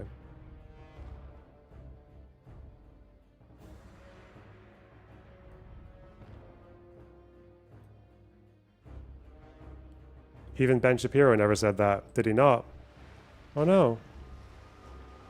An American man screamed, "Free, free Palestine," after shooting and killing 2 Israelis in Washington, D.C. last night. Here's what we know so far to include a look at what is believed to be the shooter's manifesto. So starting with a report from the Associated Press, they say 2 staff members of the Israeli embassy in Washington were shot and killed Wednesday evening while leaving an event at a Jewish museum, and the suspect yelled, "Free, free Palestine," after he was arrested. Israeli Foreign Minister Gideon Sa'ar identified the victims as Yaron Lashinsky and Sarah Milgram. Lashinsky was a research assistant, and Milgram organized visits and missions to Israel. They say they were leaving an event at the Capital Jewish Museum when the suspect approached a group of 4 people and opened fire. That's according to the Metropolitan Police Chief Pamela Smith. They say that the suspect, Elias Rodriguez, 31 years old, of Chicago, was observed pacing outside the museum before the shooting, and then after the shooting, walked into the museum and was detained by event security. And we do have pictures of Rodriguez being detained by the police. Police Chief Pamela Smith said that when he was taken into custody, he began chanting, "Free, free Palestine," which of course suggests that this was carried out either directly or in part due to the ongoing Israel Preston, the Azov cheerleader. Let's go. War in Gaza. Now, looking at some of the reactions here, President Trump put out a statement saying, quote, "These horrible DC killings, based obviously on anti-Semitism, must end now. Hatred and radicalism have no place in the United States. Condolences to the families of the victims. So sad that such a thing as this can happen. God bless you all." Then Israeli Prime Minister Netanyahu has put out a couple different statements at this point. This one here says, quote, "We are witnessing the terrible price of anti-Semitism and wild incitement against the state of Israel. The blood libels against the Jewish state are rising in blood, and they must be fought to the bitter end. My heart breaks for the families of the beloved young men and women who were brutally murdered by a despicable anti-Semitic terrorist. I've instructed security officials to strengthen protection against arrangements for Israeli missions around the world and to raise the level of security for all state envoys. We will defeat hatred, and we will not let terrorism defeat life." Now, I should mention that this attack comes amidst an Israeli buildup, an increase in Israeli military operations in the Gaza Strip that we've seen slowly progress over the course of recent days. We also had news just earlier today that Israeli negotiators are withdrawing from ongoing talks with Hamas because Hamas continues to draw a hard line on what they believe are unacceptable demands. So the war is escalating in a couple different ways, and this comes right in the midst of that. Now, turning to some more pro-Palestinian responses here that are also very much against what happened. One of my favorite people here, Ahmed Fawad Al-Khatib, a Gazan who has family members still living in Gaza, very much pro-Palestine, very much anti-Hamas and anti-violence to resolve any of these issues. He put out a statement saying, quote, "While there are many legitimate voices who are advocating for Palestinian rights and aspirations, the Palestinian issue and cause have tragically and..." I feel like people who hate this guy is just like, it's the ultimate litmus test. Like people who call themselves pro-Palestine, but they have an issue with this guy, I just find very fucking bizarre. I can understand not liking John Aziz because he's like kind of cringe, but bro, if you're taking it to this guy, like you need some fucking... You need looked at, I think. painfully become a dumping ground for violent terrorists and deranged scum across the world, attracting foul personalities and characters seeking a sense of meaning and notoriety. Get me in the blizzard. How can the people of Gaza or Palestine possibly benefit from such a heinous, random act of violence? What if I or non-Israelis in attendance were hurt by the assailant? Violence begets violence. Anti-Semitism is evil and must be rejected. I can't do it. Fuck it. Sloganeering and divisive rhetoric can and do have deadly consequences. Oh, shit. Incitement and promotion of political violence only ends in chaos, pain, tragedy, and loss for all. Now is a really good time to make it clear that no matter the issue or cause dividing various communities, we must stand in clear and united opposition to political violence of any kind. Anyone seeking to justify what happened tonight or play mental gymnastics in defense of this indefensible act is a legitimate and bona fide terrorist and must be shunned and treated as such. Now, by and large, what I've seen at this point, it is still early, but even some of the folks that have historically trended, crossed that line, in my opinion, from pro-Palestinian to either pro-Hamas or aggressively anti-Israel, some very loud voices, of course, in that camp. I've not seen any support from them for the shooter or for this act. Most have been quiet thus far. That doesn't mean, recording this in the morning shortly after the event took place, doesn't mean they won't come out and say something eventually. But the majority of folks, even in the pro-Palestinian camp, historic pro-Palestinian camp, are coming out saying there's no place for this. This doesn't help anyone. In fact, Sink Uyghur, I know I'm mispronouncing that, of Young Turks, massive platform, right? And he put out a statement saying, quote, "You can't do more harm to the Palestinian cause than by killing Israeli embassy staffers. It's obviously immoral. It makes a whole community feel unsafe. It's also deeply counterproductive because it allows people to frame the whole movement as violent. Deeply stupid." Now, unfortunately, there has been some support of the shooter and his actions, which is not all that surprising. There were terrorist attacks inside of Israel just a couple days ago, and those were being praised. I think there's a woman was stabbed, and that was celebrated on some channels. One of those channels was Gaza Now, which is a large Telegram channel. I think they've been taken down at times on other platforms, but nonetheless, 2-3 million followers, pretty significant audience, reporting news out of the Gaza Strip. And they put out a statement. They put out this picture right here comparing the shooter with since deceased head of Hamas, Yahya Sinwar. And Gaza Now said, quote, "Although he was not a Muslim, his conscience was alive as Yahya Sinwar's. He carried out his heroic operation in the heart of the Israeli embassy in Washington to avenge the children of Gaza, killing 2 Zionist terrorists. And then he sat down firmly, foot by foot, proving that conscience has no religion, but rather a position." And before we dive into the manifesto here, I want to raise the concern about talking about that. And it's the idea that there's been a call to globalize the Intifada and to bring the suffering of Gaza outside of Gaza to the United States, to Europe, wherever it might be. And it's a common theme that we see for a lot of terrorist organizations, right? You have to strike at the heart of the United States or elsewhere. And that's one of the concerns when something like this happens is you never know in the time. We don't know now. But it's the question of, does this spark more violence? Does it open the door to say now violence is acceptable? It's getting enough attention that it outweighs any negatives that might come from it. And you see more people in Rodriguez's camp here standing up and taking that risk, taking to the streets in a violent manner. Or does the way that it is put down and people like Ahmed and others speaking out saying this is doing more harm than good, does that outweigh, does that change the mind of people who otherwise might look at this event and consider doing something themselves? This is dangerous, very dangerous. There's no way to know, because you are talking about, when you're talking about people taking to the streets with guns and conducting violence, political violence, I just have to keep running. It's not necessarily the most rational group, and it's impossible to know how they're interpreting these events as fuel on the fire or a reason to stop and look a different direction. Now, with that, I do want to get into what we believe at this point is the shooter manifesto. This was published by Ken Klippenstein over on his Substack. I'll be sure to link his Substack and this article in the description below. Of course, worth following. I tend to be in the camp of Ken here, that sunlight is the best disinfectant. You might not see this covered on traditional news outlets because the view would be that even discussing this and sharing this in any way, shape, or form is promoting it. and giving it credibility and maybe leading more people to do the same. Maybe it's an optimistic view, but I'm on the other side that I think suppressing this type of information does more harm than good. Yep. And we should talk about it openly, because you're going to hear some things in just the brief snippets I take out that I think most people will hear and say, oh my God, the dude's crazy. And I think it's good for us to hear that people carrying out acts of political violence are crazy, have a screw loose, in my personal opinion. The manifesto here is titled Escalation, and it was supposedly published on May 20th, 2025. And Ken goes into detail as to why he believes this to be genuine, but nonetheless, treat it with a grain of salt because we haven't seen confirmation. Isn't this posted on his Twitter account as well? Okay. Please at this point.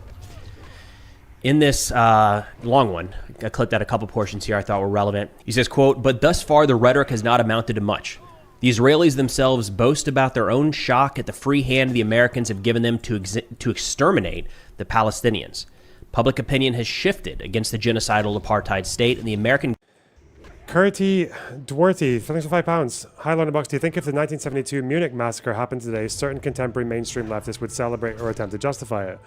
Yeah, I think a minority would celebrate it, and other people would just try to say, like, oh, explaining is not condoning, but, you know, if Israel would just stop being so genocidal, then, yeah, it's so fucking stupid. Again, I've never heard a left-winger say this about attacks on Muslims, ever. I've never heard them say, like, if only ISIS stopped doing this shit, then there'd be less Islamophobic attacks. Or if only if only the fucking groomers in Rotherham had stopped, then there wouldn't be this, like...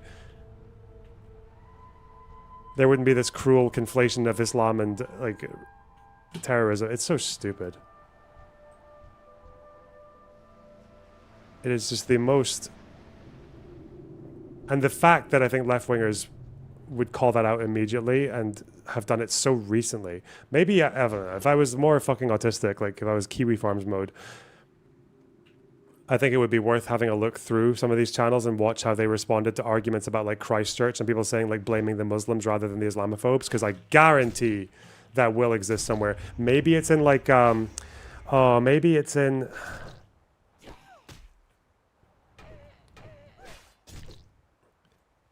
Could it possibly be at Hasan's debate with Fuentes and Sargon?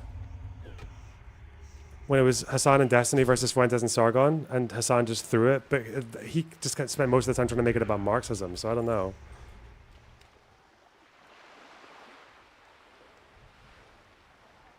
Government has simply shrugged. They'll do without public opinion then. Criminalize it where they can. Suffocate it with bland reassurances that they're doing all they can to restrain Israel where it cannot criminalize protest outright. Aaron Bushnell, the United States Airman, active duty Air Force member that set himself on fire in an act of protest early in the war, Aaron Bushnell and others sacrificed themselves in the hopes of stopping the massacre, and the state works to make us feel their sacrifice was made in vain. And there is no hope in escalating for Gaza, and no point in bringing the war home. We can't let them succeed. Their sacrifices were not made in vain. That's the idea of bringing the violence elsewhere, right? Make others feel the violence that is being felt in a certain part of the world to maybe change a perception. He says, a word about morality of armed demonstration. Those of us against the genocide take satisfaction in arguing that the perpetrators and abettors have forfeited their humanity. Holy so shit. Anybody in Israel, I mean, based off of who Rodriguez targeted here to Israelis, then my understanding, no connection to the Israeli Defense Forces, have not operated in the Gaza. I believe the guy volunteered, but yeah, I mean, it had been a while. He wasn't active, obviously. The strip. So for him, he's saying the humanity has been forfeited by anybody associated in any way, shape, or form with Israel and with the United States government. I mean, this is broad. And the forfeiting humanity is, I mean, I don't care where you fall on any number of issues, that is dangerous. And it's it was dangerous when we took that approach in World War II. When you look at some of the propaganda, specifically around Japan, a little bit with Germany, but much more with Japan, we dehumanized them. Oh, yeah. And it led to a lot of problems here in the United States. The British fucking pamphlets that they gave to the military about the Japanese, I remember reading one, it was just so fucking... It saw them as like fucking animals. Yeah, it was so weird. States, and I think we're fortunate to have come out of that, at all, quite frankly. So the Well, the internment dehumanization of camps, anyone right? in any direction is never a positive step, and that's the direction that Rodriguez is hoping that things go, and saying that he's already gone that direction. He wraps up by saying, "I'm glad that today at least there are many Americans for which the action will be highly legible and in some funny way the only sane thing to do." Jesus. So for Rodriguez, and he ends with Free Palestine, Elias Rodriguez. So in his perception, this is the only step to take. Protests didn't work. The U.S. government didn't do anything. So therefore, we strip anybody involved with this, forfeits their humanity. And the only sane thing to do is to take up arms, political violence, targeting whoever you want. Now, one key note here, it's not clear at this point if the 2 Israelis that were killed were specifically targeted or if it was more broad, if he was just going after people that he knew to be Israeli, that he knew to be Jewish, that were at this specific event. That's not known right now, but nonetheless, now that he has been detained and is in custody, I expect we'll hear more before too long. But as of now, that's essentially what we know for this tragic incident last night. I expect more news will come out shortly. That's all I've got for now. Thanks for watching. Was Sarah even Israeli? She might have had dual citizenship, but as far as I knew, she was an American Jew, primarily. This guy's name is Preston Stewart. And I'll see y'all next time. Thanks, bro.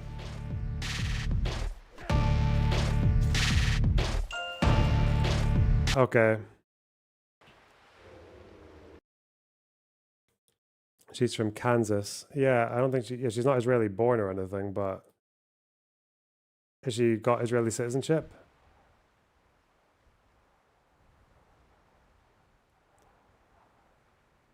Fucking LSF has the chat reading the manifesto bit. Nice one. Well done, boys.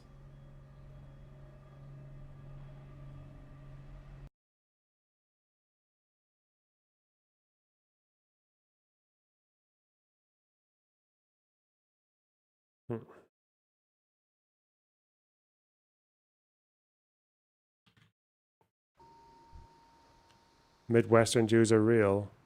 So I've been told. Isn't it ironic that she's from fucking Kansas and still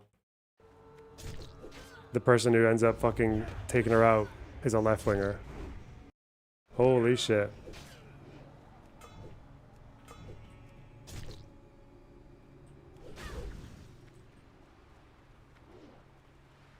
Bro, this is so fucking unreal. Like, how stupid how white does this person have to be? Listen, yes, white. This is a white opinion coming from this person, okay?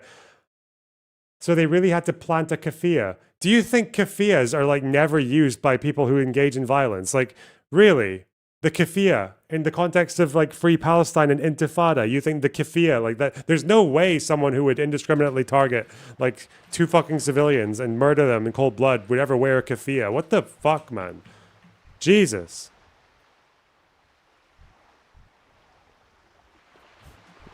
I'm gonna melt down. I'm gonna crash out. 12K likes. 12K whites.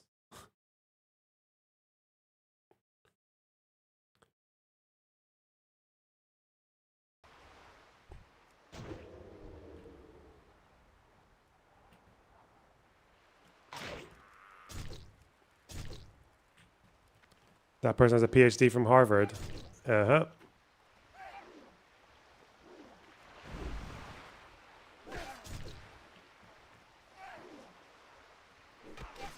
It's the ecosystem. Yeah? Is it? Where'd you get that take from?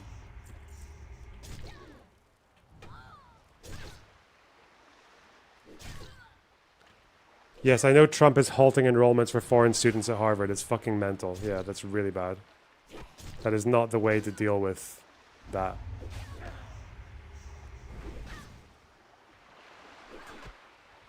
What's this?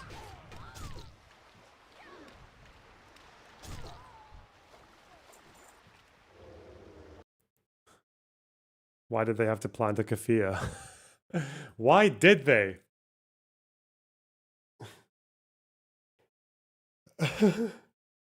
Okay. Unbelievable.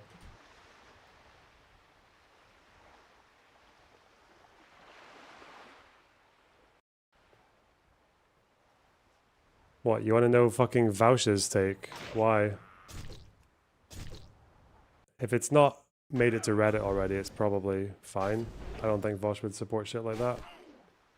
I think he's smart enough to know all the arguments that he's made about stochastic terrorism and not do this whole, well, Israel is, you know, doing a lot of...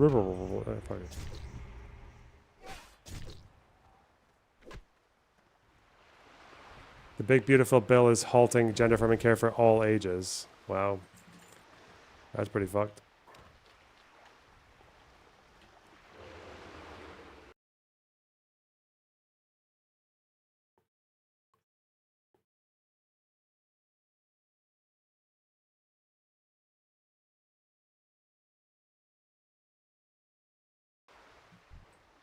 Uh-huh. Let's go here.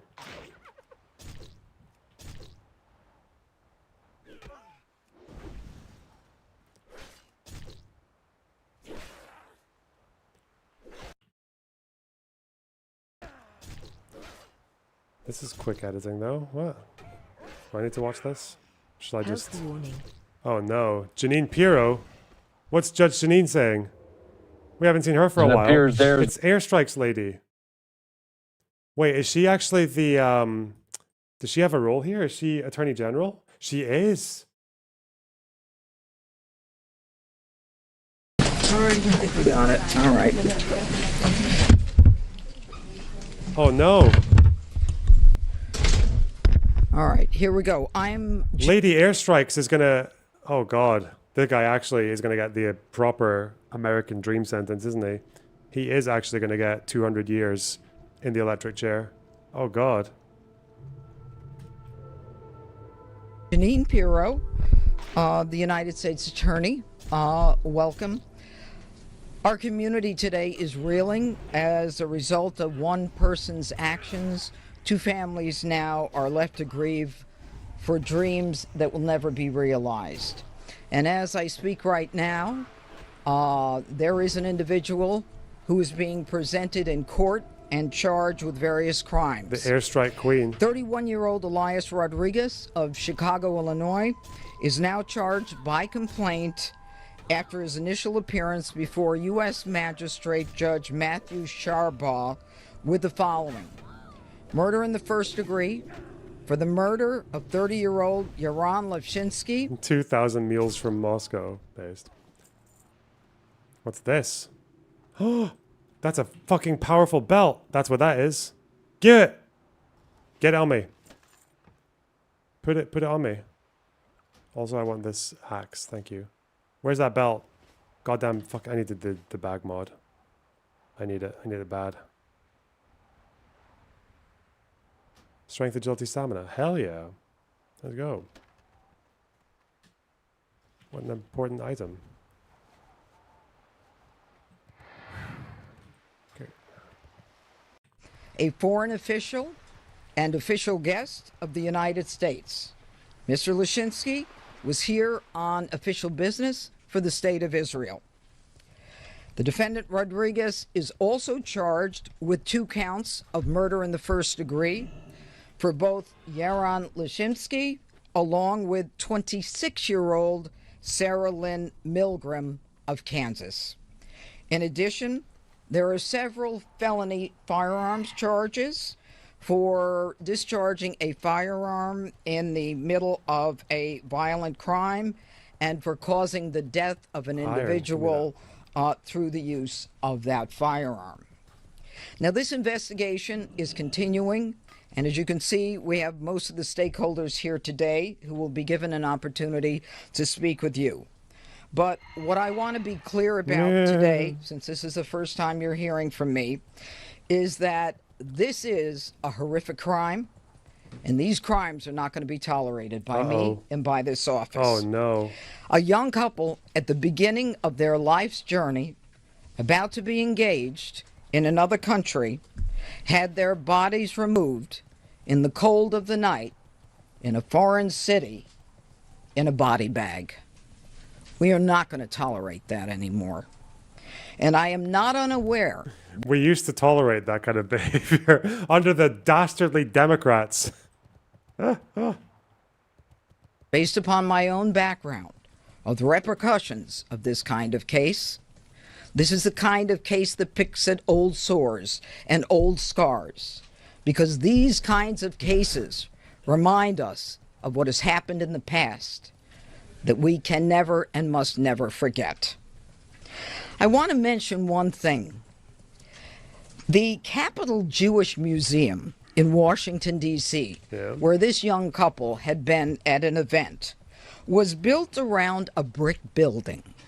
That brick building was previously a synagogue called Adas Israel. It was one of Washington's first synagogues, a congregation that was created in 1869. And Ulysses S. Grant, our president, actually attended the dedication of that synagogue. And so to this day, that synagogue and that area remains a cornerstone of the Jewish community in D.C. Let me also say that violence against anyone based on their religion is an act of cowardice. It is not an act of a hero. It is the kind of case that we will vigorously pursue. Anti-Semitism will not be tolerated, especially in the nation's capital. Now, we're going to continue to investigate this as a hate crime and a crime of terrorism. And we will add additional charges as the evidence warrants. Oh, damn. So this charging today is the initial charge. Remember, we're less than 24 hours from the crime itself. And we are working furiously and diligently with our partners behind me. We've got massive amounts of evidence that we are vetting, we are verifying, and we are reviewing. This is the start and not the beginning. And finally... What? Okay. Let me say this. President Donald Trump appointed me to this start, position. Not the beginning. Okay. This is the nation's capital. I'm dumb. We should all be proud of this capital. And the Yeah. president wants D.C. safe. And I and the partners behind me are going to do everything we can to make people proud of this city, whether they're from this city, from the country, or from other parts of the world. Thank you. Now I'm going to call on Mayor Muriel Bowser. Hey, it's Bowser. Good afternoon. I'm Muriel Bowser. I'm Mayor of Washington, D.C. I want to thank Judge Pirro for inviting us today. I'm joined by the Chief of the Metropolitan Police Department, Pamela A. Smith. Metropolitan Police Department is the local D.C. police. We are here to echo what the U.S. Attorney has said, that this crime will not be tolerated in our city. We're grateful for the partnership with our federal partners. MPD and the FBI have worked hand in hand on this investigation and will continue to do so. I also want to... Oh, is this where... No, this isn't where I died, is it? No, I died in a cave. This is not a cave. These... I don't have any flash powder, though. I could die here. Oh, no, no, no, no. Beware of the swarmers because they spawn minions. Okay, I'll probably leave them alone.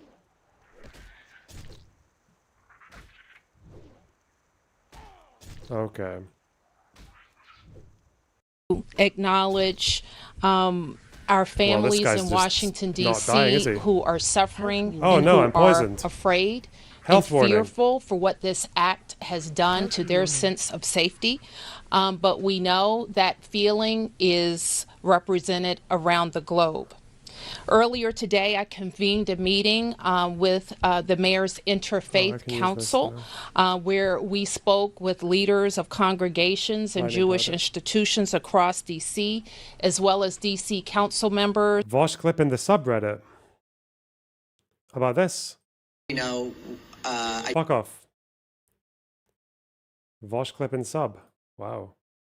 Go back to the cave and avenge yourself. Yes. I will fear nothing. Where's the Vosh clip? Where? I see no Vosh. Is it old?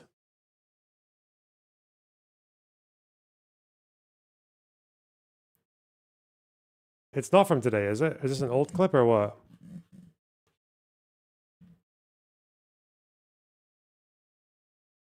Did you die in the ogre cave? No, it was a bug cave. Vosh?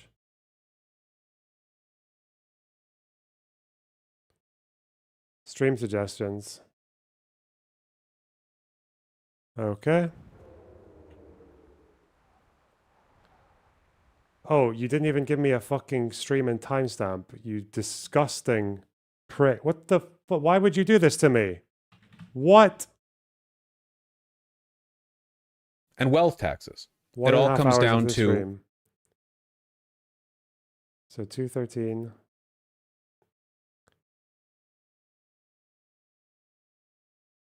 $113. About here? pretty strong. Okay, I'll save that up. We'll see. And the Attorney General for Washington, D.C. We heard our leaders reiterate messages of love and solidarity with the Jewish community. Sadly, we have had practice standing together swarm. as a community to fight anti-Semitism, both in hate speech and in hateful acts. Fuck, those swarmers are strong. And so in this moment, we stand shoulder to shoulder as one community, united in love, but also committed to justice for this young couple.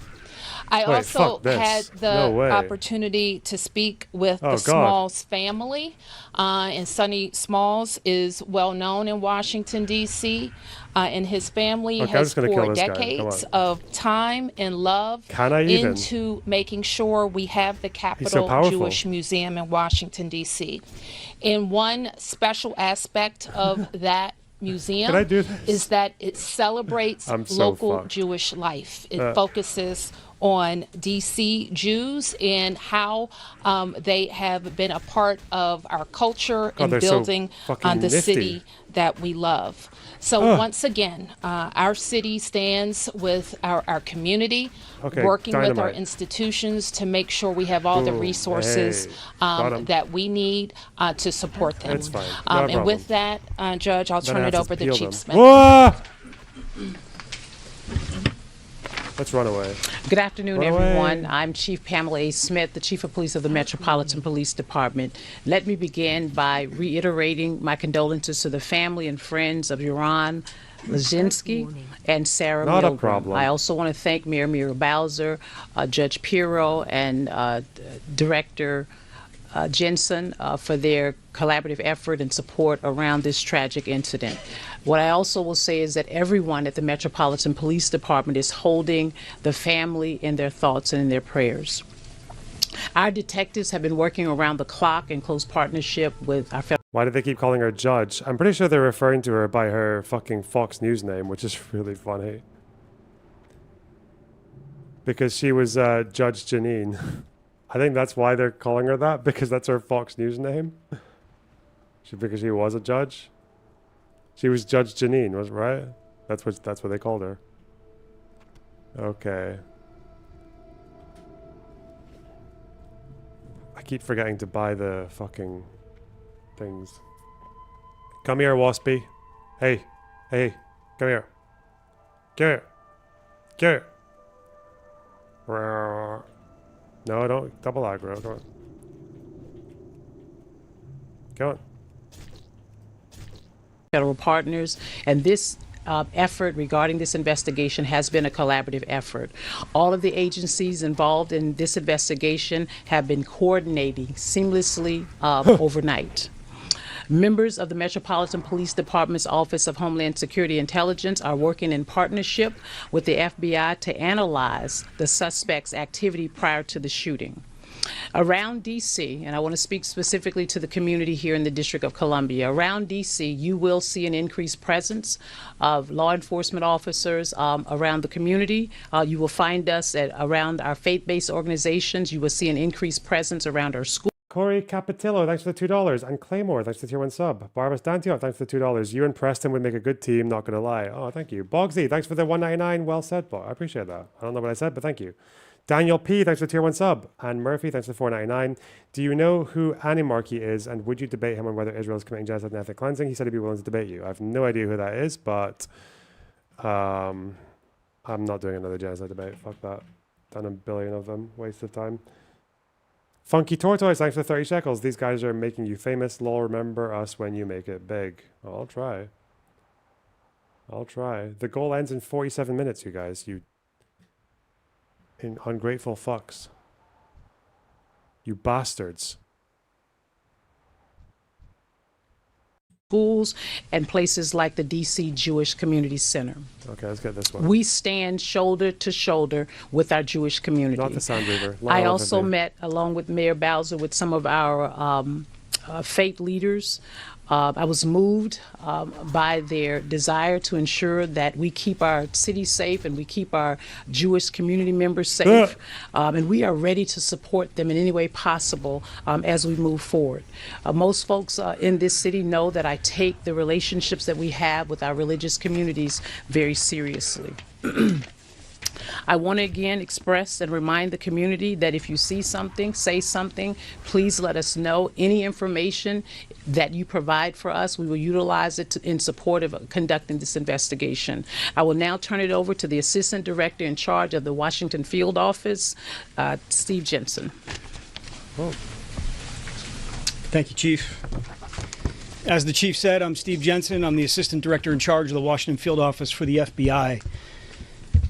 And I'd like to start by reiterating what Director Patel pushed out publicly, that the tragic murder of these two Israeli embassy employees outside of the Capitol Jewish Museum last night was both an act of terror and directed violence against the Jewish community.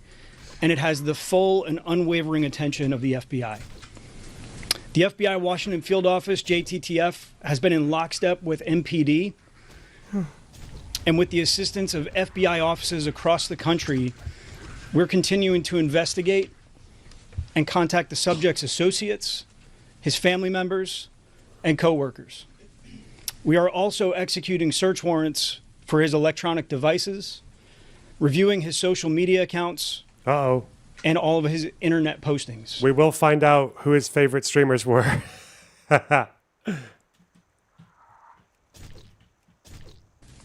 Regarding some internet postings, we are aware of some writings that are purported to have been authored by this subject. We're actively investigating to determine both the authorship and the attribution. We will find out this man's favorite anime and whether or not he lived near KFC. These writings, if they belong to this subject or not. I'd like to thank our partners in the U.S. Attorney's Office for bringing these significant federal charges in quick order within 24 hours or less than of the time of this incident. Make no mistake, this attack was targeted anti-Semitic violence, and it won't be tolerated. These significant charges are a step towards restoring justice for the victims and their families, but our work is not done. The FBI will continue to pursue all leads and use all available resources to investigate this attack. We join MPD in affirming that there is no ongoing threat to this community. And we're also seeking assistance from the public. We do have gaps in this investigation currently. We know the subject landed in the DC area on May 20th and that he was taken into custody on May 21st. We're asking the public, anybody who had contact with the subject, anybody who knew his whereabouts, or where he was located during that gap of time, to contact the FBI at 1-800-CALL-FBI or to submit an online tip at tips.fbi.gov. And with that, I will turn it back over to Judge. Thank you very much. All right, we'll take a couple questions. Go ahead. What a horrible question. Who said that this was a private event, that it wasn't publicized. Did he target these people? No. Well, not that we know so far. So far, it looks like he just targeted the event, like people who were associated with the event. So that is like the Jewish Museum at a Jewish networking event. So far, it's not looking good. So far, not looking good.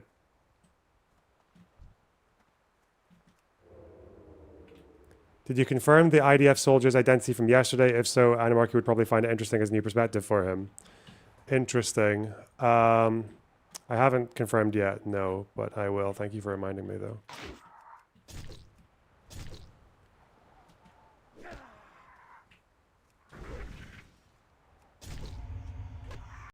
So is there any idea how he actually knew about this and showed up at this specific event?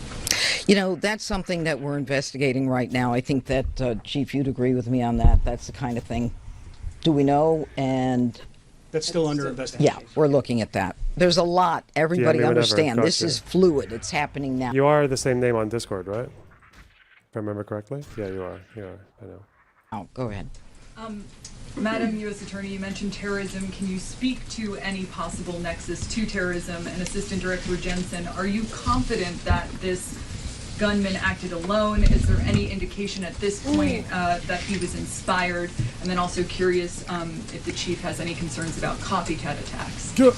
Well, first of all, let me say that we're going to continue, as I said, to investigate this as an act of terrorism and as a hate crime. And as we do so, we will bring additional charges whenever those charges are warranted and provable. And I suspect as we go forward, before we get to the grand jury itself, that there will be more charges added. Yes, sir. Has there been any indication from the investigation so far that the subject was on the radar for the FBI or some other investigative agency around the country? Was he involved in any activism that might have put him on the radar? And also, doesn't seem so. Also, on the issue of whether there were anybody. I've had like fucking regular tankies in my Twitter replies for years who blast more fucking violent rhetoric than this guy did, which is quite funny. But else connected to him. Obviously, those. Like, imagine how many people you'd have to be fucking keeping an eye on if you had to go after people who use violent rhetoric on Twitter, man. It's everywhere.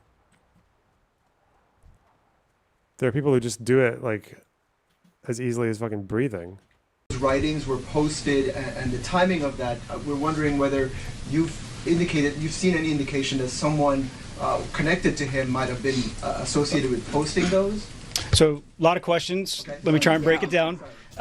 Chief, I think you addressed some of this yesterday when we first initially briefed the public on this matter. There was nothing in criminal records or in our holdings that indicated that this person was previously known to us or would have popped on our radar or MPD's radar. We know that he originated outside of the district, came in for a conference on May 20th, and was a resident in the Chicagoland area. That's what we know about him currently. As far as associates, relatives, the reason we're checking associates and relatives is to put all the pieces together. There's a lot of unknowns. So known contacts, known relatives, known associates, these are basic investigative steps to put a picture, composite picture together of who the subject is, what did people know about him, and who was he closest to. From that, we'll build out the investigation. Aside from that, I couldn't answer more. Go ahead. Hi. I have a quick question. I'm sorry, Keith Alexander, Washington Post. Were you seeking the death penalty? Can you talk a little bit about that? And also, the night of May 20th, any idea where he stayed at all? I think that we have an idea of that, but let me just say that, you know, the president and the attorney general have both indicated that, you know, in cases where the death penalty is warranted and seems appropriate, we will use it. It's far too early to say whether that is the case, but this is a death penalty eligible case. And what about the night of May 20th? Do you want to talk about that, Chief? No, I think it's still a part of the investigation. Definitely still part of the investigation. Yeah, I don't want to get into the weeds. I think that right now he's been arraigned. He's been presented. Excuse me. It's in progress. It's in progress. Okay. Yes, sir. Can you just, Mr. Johnson, can you just clarify one thing you said? You said he was in town for... She's deaf gonna fry him? Man, I would not want this person being in charge of my fucking sentence if I was like... Especially her views on like Islamic anything, terrorism, Middle East. Yeah, she is. She is gonna roast that boy. God. She might actually take him out into a fucking field and airstrike them. You never know. Bomb them. Whoa, I almost died. 300 health. Holy shit. Health warning. Why won't the last thing drop? Why is it always one more? Fuck's sake. Conference, was that a different conference than the one? Making me very the unhappy. event? And could you tell us more about what that particular event is? Come on. So we're still looking into the nature of the conference we believe associated with his work, and we are contacting his employer and trying to figure out what the nature of his job was. We believe the reason for his flight was related to a conference for his work. What's the nature of that work? I don't have it at the top of my head. And then the other question is, he seems to have been sort of stalking, I forgot what the word was, pacing in front of this event. And he seems to have had pretty easy egress in and out of the place. What does that say about the level of security, and are you investigating How the that? fuck would you know, man? Well, and actually, Mayor the Bowser, security are you outside the considering building, increasing yeah. security around these sorts of events and institutions? So regarding the movements of the subject, obviously still very much a part of the investigation. Composite of collected video. They needed Doron from Fauda there because there's a scene where he catches a guy looking funny at the embassy, and he's like, "Why are you looking at the embassy?" It's a good scene. He had a ticket, right? Yeah, he did. Yeah. Fuck.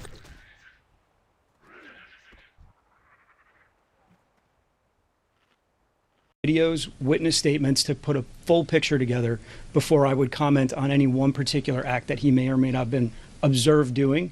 As far as security goes for a private entity, I wouldn't comment on that. And as far as posture goes, I would defer to the mayor. The mayor. Oh, well. I think that the director is correct. This was not a event that falls into our special events category, where MPD and other government agencies have a stood up posture. This was a relatively small event at a museum, so MPD or the government agencies wouldn't stand up additional resources unless they were requested or unless we got a call for service. More than that, I will say that we have had a local program and a federal program that have helped institutions, faith institutions, and others who have been concerned about violence, anti-Semitism, or other hateful speech and rhetoric. And very recently, we have issued grants, and we have issued grants over the last several years to those institutions to harden their security, add cameras, add additional security, and I believe that the museum has done some of those things. I'm going to sneak one last thing in. All right, I just want to follow up with this. We've been advised that the defendant has appeared in court. He's had an attorney appointed. He's been advised by the judge that he could be punished by death or by life. And of course, we sought detention. The defendant waived his right to a detention hearing and concedes to detention. And right now, a preliminary hearing is set for June 18th at 1 o'clock. Okay. So it is done. One clarification, Mr. Jensen. You are not ruling out that this manifesto might have been written by this gentleman, right? We don't know. We don't know. And that's Cute. still very much a part of the investigation. Okay. You good? All right. Thank you all. Yes, sir. One more. Yes. Were any MPD officers working details at this event last night, perhaps off duty? And then a follow-up to that, when you say, the FBI said a targeted event, do you believe the victims were targeted or simply the event was targeted? We didn't get to find out if there's a KFC where the guy lives. Fuck's sake. Uh-huh.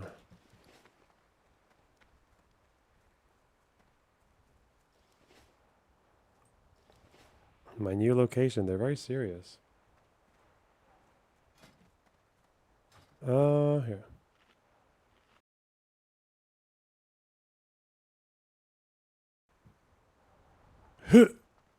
So let me answer your first question, Mark. MPD was not assigned to that event. As you know, you've heard me say on last night, there were security officers assigned to the event, but not Metropolitan Police Department members. On or off duty? On or off duty. And then the targeting, was that the event that was targeted or these two individuals specifically targeted? We're not saying at this time. That person isn't using their real profile. They're using the killer's profile picture, right? That chat spammer was using the profile of Rodriguez. That was the joke. Good one.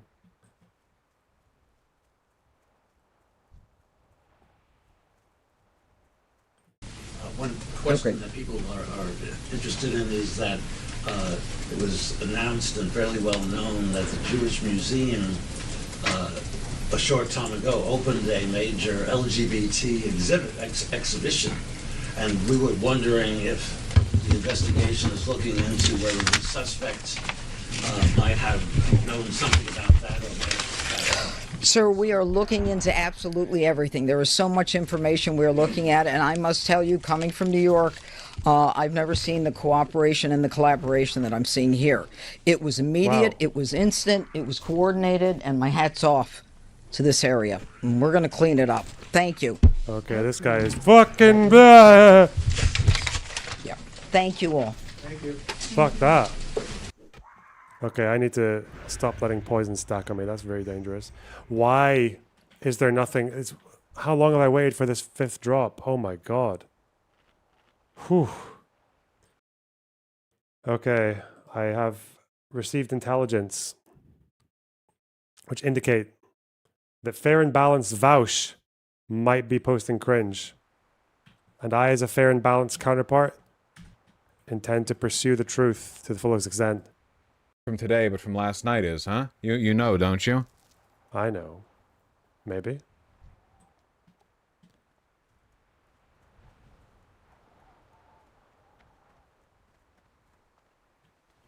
Which one?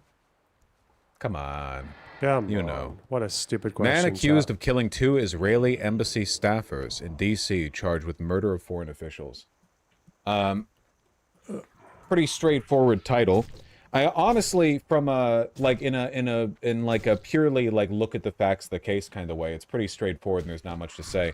Guy said free Palestine as he was being escorted out. Is that contained in this video here?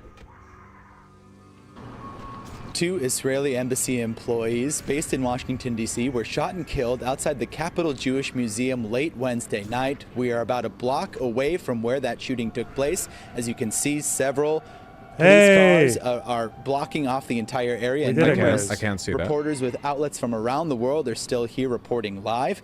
We are very close, to give you a sense of where we're at, to an FBI field office several blocks away from the U.S. Capitol. Numerous law enforcement agencies from the area responded to the shooting, including Attorney General Pam Bondi, who said during a press conference that the suspect will be, quote, This shooter was extremely mentally unwell. Their Twitter account was banned for spamming death threats at Will Stansel. At Will Stansel? No way! Who is Will Stansel? You're kidding me! Fuck, that's funny. Oh my god. Who's Will Stansel? One of the more aggressive lib posters on Twitter. Not to say I agree with everything that he says or anything. He is a poster though, capital P poster. You know, that's it's an honorable role. I had no idea. Well, I assumed this guy was mentally ill because I'll assume like at a default anyone who does like a targeted like killing of civilians is mentally ill. Usually that turns out to be the case.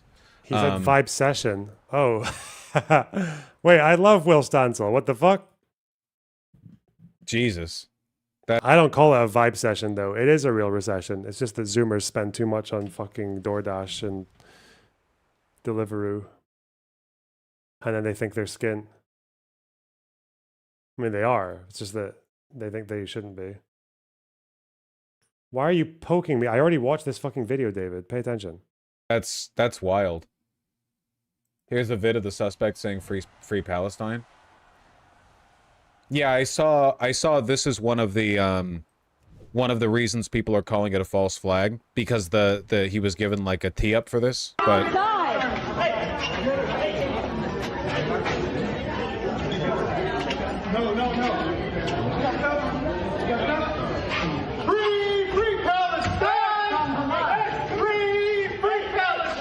they're very musical people.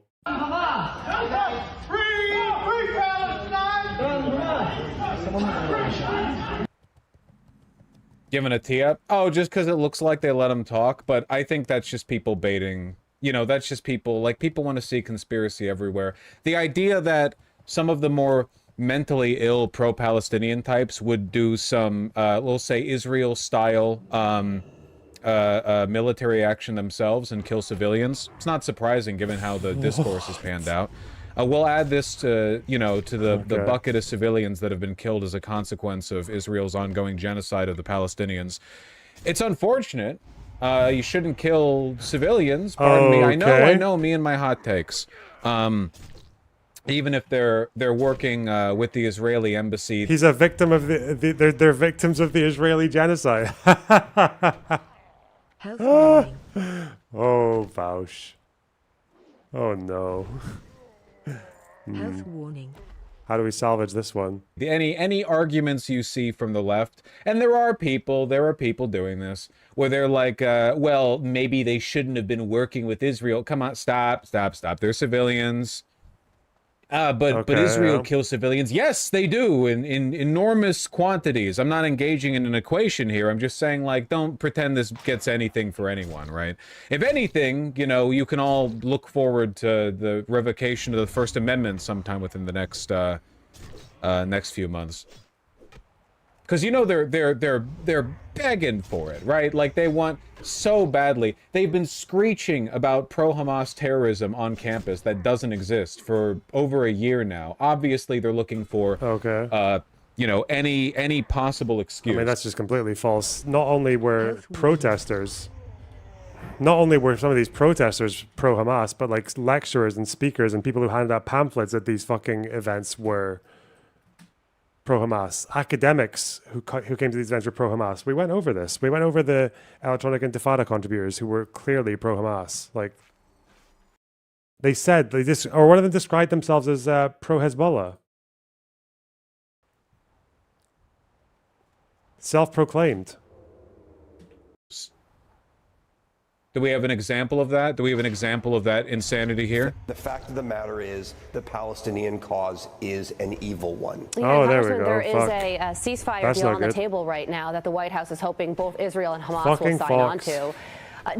There is that funny thing about right-wingers where they're like, listen, this puts the last nail in the coffin for me. There can never be a Palestinian state. I'm like, bro, you never supported one in the first place, then, you fucking idiot. Like, realistically, an event like this shouldn't actually change your perspective on anything. It shouldn't change your perspective on the rhetoric of people like Noah and Hasan, because that should have been obvious before anyone got killed, right? And it shouldn't change your perspective on, obviously, the war. Like, why the fuck would it? Because if you have a problem with Israel's conduct, like, you would look at Israel's conduct and describe the problem with it. If you thought the conduct was fine, you would look at the conduct and think it was fine. If it changes your perspective on how, like, what should be done to deal with, like, anti-Semitism on campuses, well, we've already seen the behavior on campuses, and so people can make up their mind whether they think there's enough there to be dealt with or not. Like, realistically, like, nothing about an individual event like this should change anyone's mind about anything.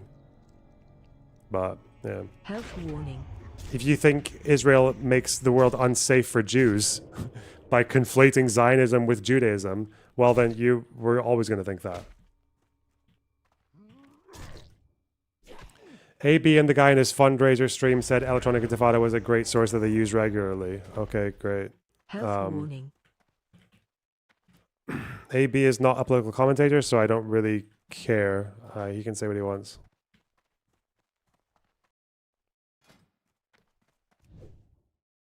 Shooting change anything when it comes to the course of the war or the negotiations to end it? Well, I think it speaks to the importance of the only end of the conflict is complete and total surrender by those who support Muslim terror. In World War II, we did not negotiate a surrender with the Nazis. We did not negotiate a surrender with the Japanese. We nuked the Japanese twice. Wait, we did? Bam, bam, bam, bam. That's how you end a war. Yes, we did. It's an unconditional surrender, but that is. Okay, sorry, just basic, like, lack of historical knowledge. In order to get unconditional surrender. Wait, what are we referring to there? Okay. Surrender. That needs to be the same here. There is something deeply, deeply wrong with this culture, and it needs to be defeated. Yeah.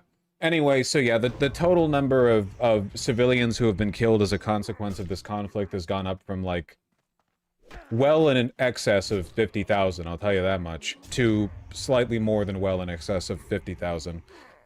Not trying to be callous about it, it's just like, we all know what's coming from this, right? What's the consequence of this going to be? Is it going to be Israeli detente? Is it going to be a ceasefire? Is it going to be an international response to crack down on the genocide? I really just don't. I do not understand the fact that he thinks this is a consequence of Israel's genocide. It's like you would never apply this to any Islamophobic attack ever. Like that 6-year-old Palestinian who was murdered by an American fucking racist on after October 7th. That was just one more victim of the Hamas Al-Aqsa flood operation. Like, shut the fuck up. It's so stupid. You would never say that.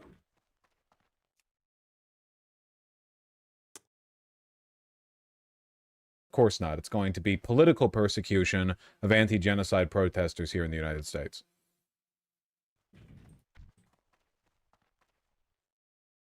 Didn't you know they were set to be engaged, though?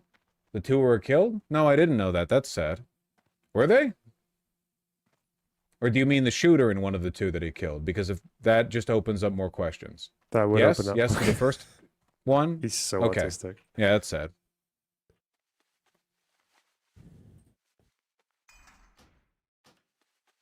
No to the first one? Yeah, I figured.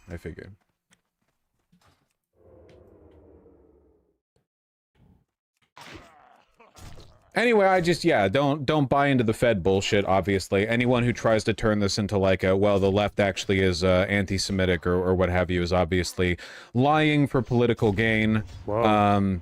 And there's a decent chance the person making that argument is a Nazi, right? Given the state of the right at the moment. But also at the same time, anyone who's like, well, actually, this was based, like, it just, this is a talismanic value to these types of people. This guy was insane, but the people that don't condemn this emulate revolution. The same Pacific Island tribesmen make plane-shaped shrines for veneration. That's definitely a lot of words that exist, Kalimak. Thank you so much for the £20. I really appreciate it.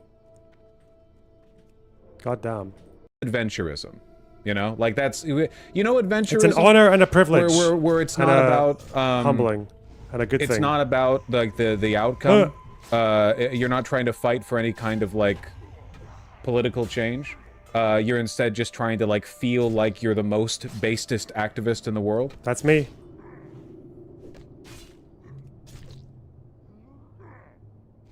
The ADL called out Hasan by name for this. Well, sure. The ADL is a tool of the military-industrial complex. They are an organization that ADL is just kind of retarded. That's like their problem is that they see anti-Semitism absolutely fucking everywhere, and they do have like a right-leaning slant that they shouldn't really have, like because that's not what they were founded to do. Like they've kind of fallen from grace a little bit on that, but unpopular opinion. But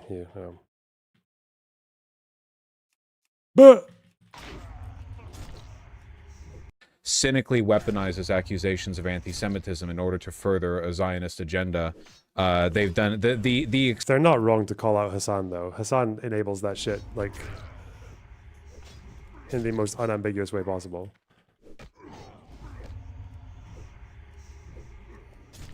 How does this have to do with the ADL?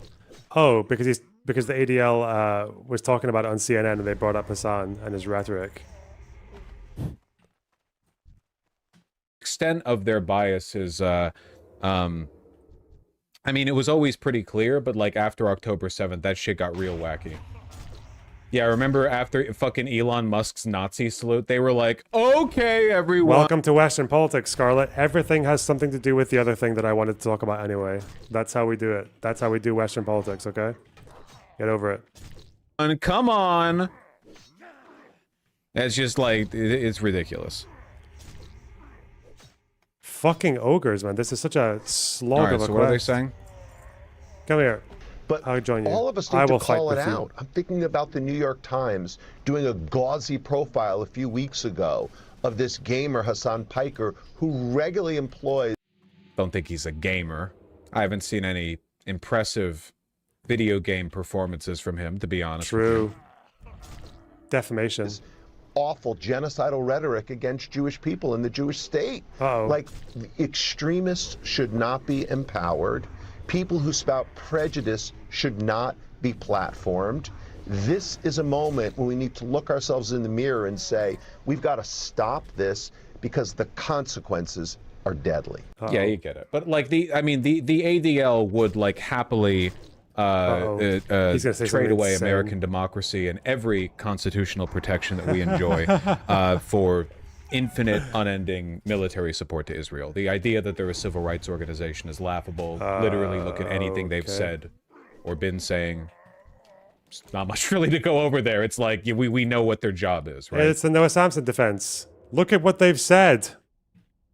Okay, what they say? Just look at what they've said, bro. Yeah, unending, infinite Gazan child death or whatever. No, it's this could very well mark a turning point. You know, an enormous crackdown. And yeah, I don't know.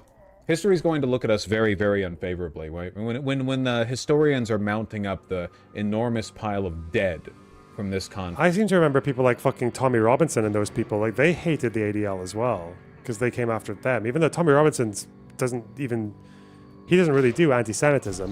He'll do Soros theories, but other than that, he's like very supportive of Israel, and he always claims to be like fighting fucking anti-Semitism by beating up Muslims or whatever.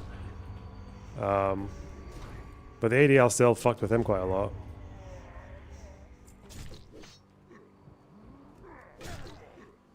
Conflict, and they see, you know, what our government and other Western governments wrought as what they were excused to do as a consequence of you know, this conflict. It's not going to look good for us, and by us, of course, I mean Americans. And us, in terms of lefties, will come out looking sterling. Because, like, just don't do the genocide. Just stop killing people would be great. Are the ADL killing people? Okay, that's really stupid. Like, who? The people at the embassy? Would Vosh have even said that? Would Vosh have even said that when people were attacking the Russian embassy? Because that did happen. Loads of people attacked Russian embassies. Like, I think in Ireland and other parts of Europe, people were attacking Russian embassies.